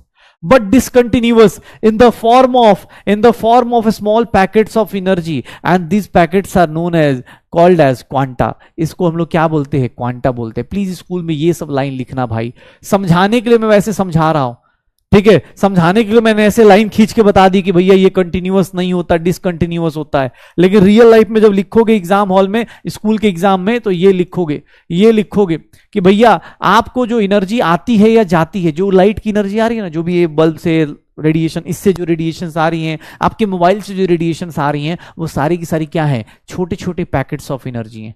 तभी तुम थक जा रहे हैं ना भाई, ठीक है। ये देख रहा, in case of light the smallest packet of energy is known as photon, but in normal case इसको क्या बोलते हैं? क्वांटम बोलते हैं, इन क्वांटम बोलते हैं। energy is directly proportional to energy of each quantum is proportional to frequency of the radiation, और इसीलिए अब देखिएगा, मैं आपको फिर से बोल रहा हूं, energy directly proportional to frequency, energy is equals to h into nu, और h की वैल्यू होती है, ऐसे तो बहुत तगड़ी वैल्यू रखेंगे तो ऐसे फिर 6.626 ऐसे लिखते चले जाओ, कुछ लोग बता रहे हैं मुझे 6.626 लिख दो, लेकिन भाई वो कैलकुलेशन तुम कर नहीं पाओगे ना, तो बाकी अब लिखने को तो लिख सकते हो, कोई दिक्कत नहीं। आप कैलकुलेशन में 6.6 ही यूज करना, क्योंकि उतनी लंबी कैलकुलेशन हो नहीं पाएगी। Is equals to h nu लिख सकते हो, एनर्जी आ जाएगी। ये देख लो भैया, अब यहां से अब अपना फॉर्मूला बनना चालू हुआ, आज की क्लास से न्यूमेरिकल्स आने चालू हुए। ये देख लीजिएगा एक बार, एनर्जी की बात कर रहा हूं, अगर मैं एच न्यू लिख रहा हूं तो क्या आप लोग मेरे साथ साथ ये भी लिख सकते हैं क्या? ये कहां से आ गया? एनर्जी वेवलेंथ के इनवर्सली प्रोपोर्शनल आ गया। और कुछ लोग तो ये भी लिख सकते हैं कि h c sir wave number के फॉर्म में भी लिख सकते हैं। ये देख लो, एनर्जी को क्या लिख सकते हैं? H nu, H C by lambda, H C nu bar लिख सकते हैं, वेव नंबर लिख सकते हैं, हो जाएगा, ये हो जाएगा। प्लीज देख लो, H nu, H C by lambda, H C nu bar, 1 by lambda को क्या लिखते थे? वेव नंबर लिखते थे, याद है? तो लेमडा के टर्म्स में कोई पूछे, अब जानबूझ के वो पूछेगा, energy directly proportional to frequency, energy is inversely proportional to wavelength, energy is directly proportional to frequency, energy is inversely proportional to wavelength, energy is directly proportional to wave number, energy is directly proportional to wave number. अच्छा एक बात बताओ, चलो मेरे मासूम से बच्चों एक बात बताओ, ये बोल रहा है एक फोटोन आएगा तो उसकी इतनी एनर्जी, देखना बहुत हार्ड कॉन्सेप्ट चल रहा है, प्लीज सुनना। Energy frequency direct proportional E is equal to h nu. अगर एक फोटोन आएगा, अगर एक फोटोन से इतनी एनर्जी है, अगर मैं देखना एक लाइन देखना भाई साहब, जिंदगी पलट जाएगी आपकी। अगर मैं ऐसा लिख दूं कि सर n फोटोन्स आ गए, तो क्या आप लोग बता सकते हैं एनर्जी की वैल्यू क्या होगी? NH न्यू, या फिर NHC बाई लेमडा, या फिर NHC अपॉन न्यू बार। ये लिख सकते हैं? नहीं लिख पाओगे ना? कैसे लिख सकते हो? ये नहीं हो पाएगा ना? हाँ, ऐसे बदबदी कैसे हो पाएगा यार? कैसे हो पाएगा? इन टाइम्स कैसे कर लेंगे हम लोग? कैसे कर लेंगे हम लोग? एक फोटोन की एनर्जी इतनी है, n फोटॉन्स की एनर्जी निकाल दिया यार, ऐसे थोड़ी ना होता, रोना आ गया यार, इतना फॉर्मूला। हाँ, NH न्यू कर लोगे? देख रहे हो कैसी कैसी बातें चल रही हैं ये सब। मतलब अभी फ्रीक्वेंसी समझा, एक बच्चा बोल रहा है कि सर अभी फ्रीक्वेंसी समझा, वेव नंबर समझा, वेवलेंथ समझा, आप तो मतलब उसका मजाक उड़ाने लगे यार। ये देख लो एनर्जी, ये देख लो, ये यार ये हो नहीं पाएगा, तुम लोगों से बता रहा हूं। इसका अभी फॉर्मूला पूछ दूंगा अभी। अब मैं आज कोई पूछा, आज क्यों पूछूंगा? कल पूछूंगा, अब कल नहीं, मंडे को पूछूंगा ना यार, उस दिन हिसाब बराबर करूंगा, टेंशन मत ले भाई, अभी उस दिन हिसाब करूंगा। अभी देख, अगर मैं ऐसे बोल दूं, चलो एक काम कर, ले कोई बात नहीं, ये ले भाई, ये निकाल, चल इस क्वेश्चन का आंसर निकाल। लेमडा की वैल्यू दी हुई है, चलो अभी छोटा छोटा क्वेश्चन कर लेते हैं। 5000 एंगस्ट्रॉम, एनसीईआरटी का क्वेश्चन है, 5000 इंटू 10 की पावर। याद रखना हमेशा एसआई यूनिट में लेके जाना है। ये देख लो कैसे कर रहा हूं, 5 इंटू 10 की पावर -7 मीटर्स। लेमडा निकाल दिया, लेमडा दिया हुआ है। अब आपको क्या करना है? फ्रीक्वेंसी निकालनी है और एनर्जी निकालनी है। फ्रीक्वेंसी निकालनी है और एनर्जी निकालनी है। पहली बात, फ्रीक्वेंसी कितनी आएगी? C अपॉन लेमडा कर दूं। फ्रीक्वेंसी कितनी आएगी? C अपॉन लेमडा कर दूं। हाँ, सी अपॉन लेमडा कर दूं, ये देख लो फ्रीक्वेंसी कितनी आएगी, सी अपॉन लेमडा कर दूं, सी की वैल्यू कितनी है 3 इंटू 10 की पावर 8, ये कितना हो गया 5 इंटू 10 की पावर -7, ये कितना हो जाएगा 0.6 इंटू 10 की पावर 15 हर्ट्ज हो जाएगा। या फिर अगर मैं लिखूं, हे भगवान याद रखना भाई, कभी वंस अपॉन ए टाइम ये सब सीखना सिखाया था, डेसिमल को इसको 10 टाइम्स बड़ा किया तो ये 10 टाइम्स छोटा हो जाएगा। याद आ रहा है? हाँ याद आ रहा है, ये याद आ रहा है, ये कैसे हुआ? ऐसा तो नहीं कि सर बेहोशी हो गई, ऐसे कैसे, मतलब ऐसे कैसे 10 की पावर के साथ आपने खिलवाड़ कर दिया? बताइए, यहाँ 3 जीरो थे, देखने में अच्छे लग रहे थे, आपने 10 की पावर -7 लिख दिया। जिन लोगों को भी ऐसा फील हो रहा हो कि ये मास्टर कैसे ये सब काम कर दे रहा है, उन लोगों से रिक्वेस्ट है, बेटा एक साइंटिफिक नोटेशन कराया था मैंने मोल कॉन्सेप्ट के टाइम पे, मोल कॉन्सेप्ट में एक साइंटिफिक नोटेशन कराया था, इसीलिए उस चैप्टर को बोला गया था बेसिक कॉन्सेप्ट। अब समझ में आ रहा हो कि भैया वो चैप्टर कुछ था नहीं, छोटे छोटे 3 4 5 10 पोर्शन को जोड़ दिया गया था, उसी चीज में ये सब सीखा हुआ था कि भैया 10 की पावर ऐसे खेलते। फ्रीक्वेंसी आ गई, एनर्जी निकालनी है, तो एनर्जी क्या कर दूंगा, h इंटू न्यू कर दूंगा, h इंटू न्यू, h की वैल्यू क्या है 6.626 इंटू 10 की पावर -34, और ये कितना हो गया 6 इंटू 10 की पावर 14। ये देख लो 6.626 इंटू 6, 10 की पावर कितना हो गया -20 जूल्स। क्योंकि सब कुछ एसआई यूनिट में है तो ऑब्वियस एनर्जी भी क्या आ जाएगा, एसआई यूनिट में आ जाएगा, जितना भी आए आ जाएगा, जितना भी आए आ जाएगा। पक्का हो जाएगा सर, हो जाएगा। एनर्जी एक फोटोन का निकाल सकते हो। अच्छा एक बात बताओ, चलो चलो कोई बात नहीं, कोई भी रेडिएशन अगर आएगी, अगर कोई रेडिएशन आएगी, ठीक है, कोई भी रेडिएशन आएगी तो उसका फ्रीक्वेंसी दिया है तो वेवलेंथ दिया, निकाल लो, वेवलेंथ दिया है या फ्रीक्वेंसी दी है तो एनर्जी निकाल सकते हो, बड़ी सिंपल सी चीज है। लेकिन अगर कोई मजे लेना चाहे तो, अगर कोई मजे लेना चाहे तो फिर क्या करेंगे, कंजर्वेशन ऑफ एनर्जी जानते हो ना, कि एनर्जी क्या रहती है, कंजर्व रहती है, एनर्जी क्या रहती है, कंजर्व रहती है। तो मान लो मैं तुमसे एक मजे मजे का क्वेश्चन दे दूं, ध्यान सुनिएगा। अब आपको मैं फॉर्मूला भी लिखवा सकता हूं, लेकिन ऐसे डायरेक्ट नहीं बता के मैं ऐसे एक सिंपल सी चीज बताता हूं कि मान लो एक बॉडी है, एक बॉडी है, कोई एक बॉडी है, ध्यान देखिएगा, अगर इसने ये फ्रीक्वेंसी एब्जॉर्व करी, ध्यान सुनना, अगर ये फ्रीक्वेंसी इसने एब्जॉर्व करी और अगर इसने 2 फ्रीक्वेंसी रिलीज कर दी, ये क्या करा, इसने रिलीज करा, क्या आप लोग एक चीज मानोगे, मैं फॉर्मूला भी डायरेक्ट लिखवा सकता हूं, लेकिन प्लीज सुनना अपने पास, कहानी आपकी बहुत सिंपल सी है। कोई भी एक बॉडी है, कोई एक बॉडी है, उसने क्या करा, एक फ्रीक्वेंसी एब्जॉर्व करा और 2 फ्रीक्वेंसी उसने रिलीज करा। तो मैं एक सिंपल सी चीज बताने वाला हूं, ध्यान सुनना, एक फ्रीक्वेंसी एब्जॉर्व करा, 2 फ्रीक्वेंसी रिलीज करा, तो इसका मतलब एनर्जी, इसको ऐसे लिख सकते, एनर्जी जितना एब्जॉर्व करा होगा वही क्या करेगा, रिलीज करेगा। Energy absorbed is equals to energy release. चलो कितना एनर्जी एब्जॉर्व करा होगा, ध्यान सुनिएगा, कितना एनर्जी एब्जॉर्व करा होगा, सर कितनी एनर्जी एब्जॉर्व करी होगी,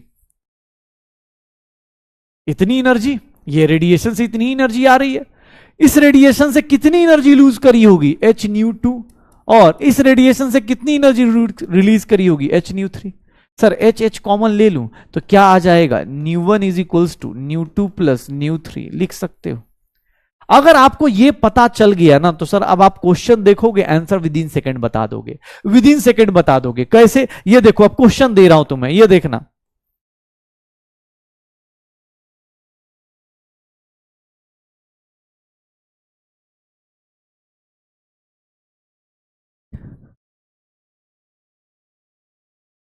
इसका रेडिएशन बताओ, इसका हर्ट्ज बताओ, ये कितना हर्ट्ज होगा। आप बिना किसी कैलकुलेशन के आंसर बता सकते हो अगर आपने इस बेसिक कॉन्सेप्ट को पकड़ लिया कि भाई जितना एनर्जी एब्जॉर्व करेगा, जितना एनर्जी एब्जॉर्व करेगा वो क्या हो जाएगा, उतना ही एनर्जी क्या हो जाएगी, रिलीज हो जाएगी। जितनी एनर्जी एब्जॉर्व करेगा उतनी ही एनर्जी क्या हो जाएगी, रिलीज हो जाएगी। ये देख ले भाई, nu 1 plus nu 1 is equals to nu 2 plus nu 3 हो जाएगा। कितना हो जाएगा सर, इसकी वैल्यू कितनी हो जाएगी सर, 5 इंटू 10 की पावर 4 लिख सकता हूं। क्यों, क्योंकि इन दोनों का सम किसके बराबर होना चाहिए, 7 के बराबर होना चाहिए, यही होगा। तो अगर आपको यह पता चल गया कि फ्रीक्वेंसी क्या होती है, एडिटिव होती है। कैसे सर, एनर्जी ऐड कर दो फ्रीक्वेंसी ऐड हो जाएगी। लेकिन अच्छा ये लिख सकते हो, ये बताना। चलो एक काम करो, तुम लोग डिराइव करो, अब मैं नहीं करूंगा। अगर मैं बोलूं कि लेमडा 1 में एब्जॉर्व कर रहा हूं, अगर मैं ये एब्जॉर्व कर रहा हूं, लेमडा 2 और लेमडा 3 रिलीज कर रहा हूं, चलो अब बताओ ये दोनों के बारे में बताओ, ये क्या, ये रिलेशन ट्रू है या फॉल्स है, डिराइव करके देखो कौन सा इसमें ट्रू है। अगर ये ऑप्शन 1 है, ऑप्शन 2, डिराइव करके देखो भाई।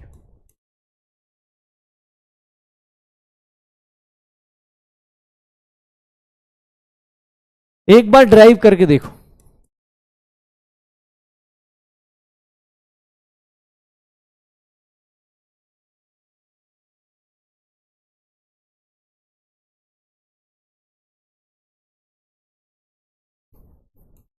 चलो जल्दी।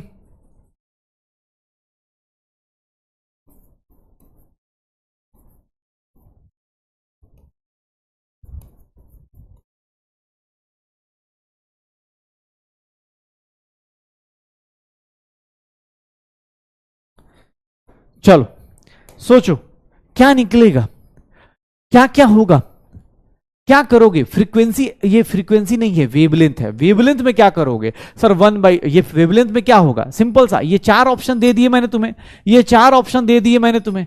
अब तुम खुद से सोचो क्या हो सकता है, क्या हो सकता है, क्या हो सकता है, ये देखना क्या हो जाएगा। एनर्जी जितना एब्जॉर्ब करोगे, energy absorbed is equals to energy released, energy absorbed is equals to energy released. भाई फॉर्मूला खुद से डिराइव करो ना, आसान हो जाएगा तुम्हारे लिए। हमने एक बेसिक सा फॉर्मूला पढ़ा कि भाई साहब ये इतना एनर्जी एब्जॉर्ब करेगा, ये इतना एनर्जी रिलीज करेगा, ये इतना एनर्जी रिलीज करेगा, तो HC कॉमन हो गया sir, 1/λ1 is equals to 1/λ2 plus 1/λ3। मेरा ऑप्शन क्या होगा सर, ये मेरा ऑप्शन होगा, second is the correct option, second is the correct option. बाकी जिन लोगों का फोर्थ ऑप्शन है बेटा बहुत अच्छा, ऐसे ही लगे रहिए। हाँ सही है ना, फोर्थ ऑप्शन हटा देता हूं यार, पता चला। हाँ पेरेंट कोई देख रहा हो बोलेगा ऐसे कौन बोलता है बच्चों को, उनको पता नहीं है ना कि बच्चा कितना मासूम है, दिमाग कंजर्वेशन करता। हम यहाँ एनर्जी कंजर्व कर रहे हैं, वो दिमाग कंजर्व करता है भाई साहब। बच्चा बोलता है काहे का क्वेश्चन करें 10th क्लास में फिजिकली पढ़ाते थे टीचर, तब तो क्वेश्चन करते नहीं थे, तुम ऑनलाइन में क्वेश्चन करवाओगे। हाँ ऐसे तुम्हारे बोलने पे हम क्वेश्चन कर लें, ऐसी तुम्हारी औकात ठीक है, तुम रह जाओगे स्क्रीन किसी साइड में, ठीक है नन ऑफ दीज।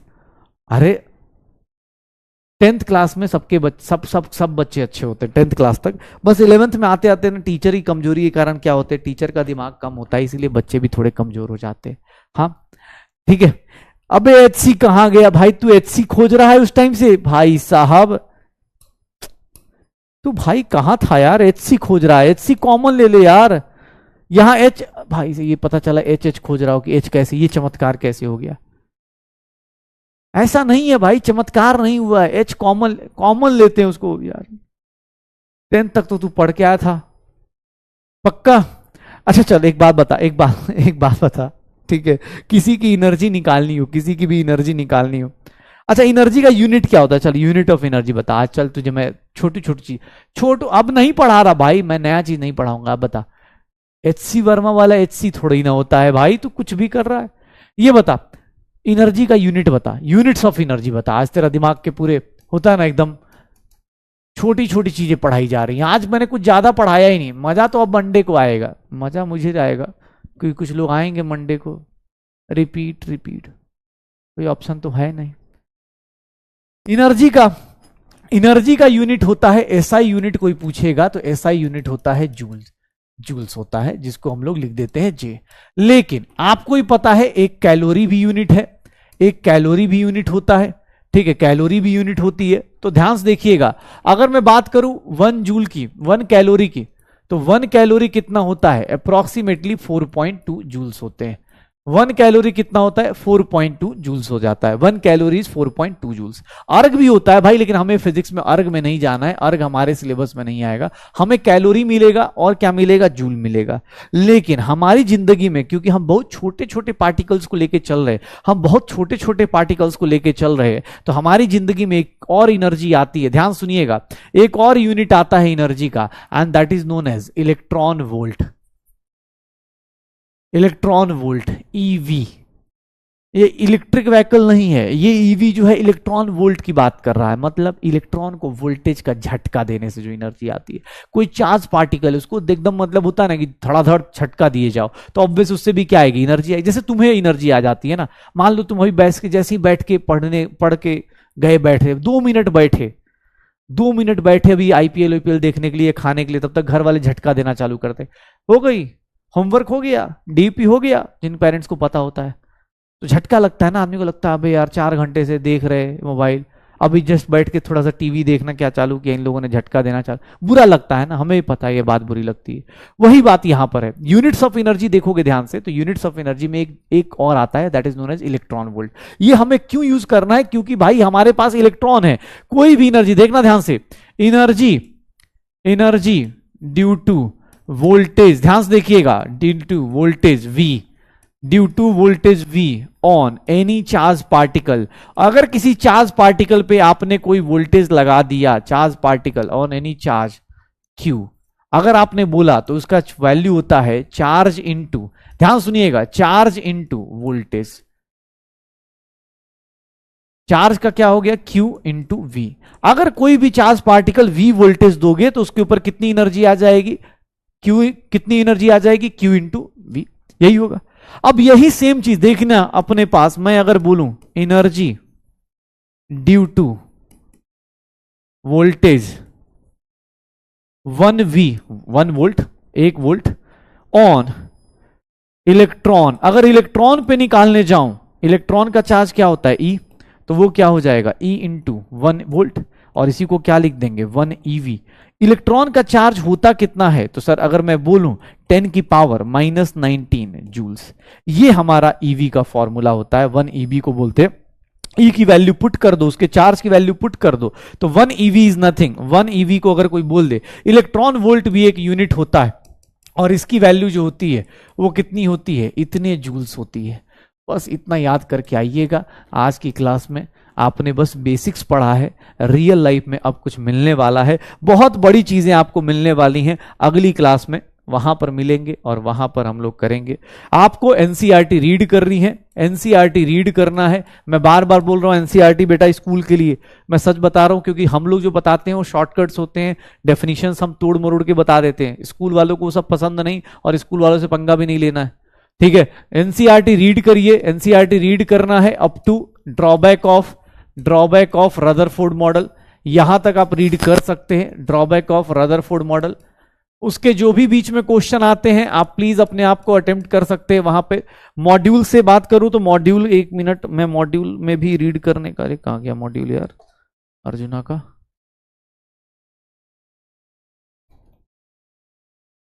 मॉड्यूल ही नहीं दिख रहा, ठीक है। मॉड्यूल से भी आप वहां तक रीड कर सकते हैं, मॉड्यूल से भी रीड कर सकते हैं आप लोग, और मॉड्यूल भी अप टू रदरफोर्ड मॉडल तक आप रीड कर सकते हैं, up to Planck's quantum theory आप यहां तक पढ़ सकते हैं, ठीक है। क्योंकि मंडे को जब हम लोग मिलेंगे तो मैं आपसे उम्मीद करूंगा, और आपसे भी पूरी उम्मीद करूंगा कि हाँ भाई पूरा का पूरा आप पढ़ के आएंगे। ऐसा नहीं कि मंडे को सर एक बार और, हाँ एक बार और, क्या करना है सर जिंदगी में।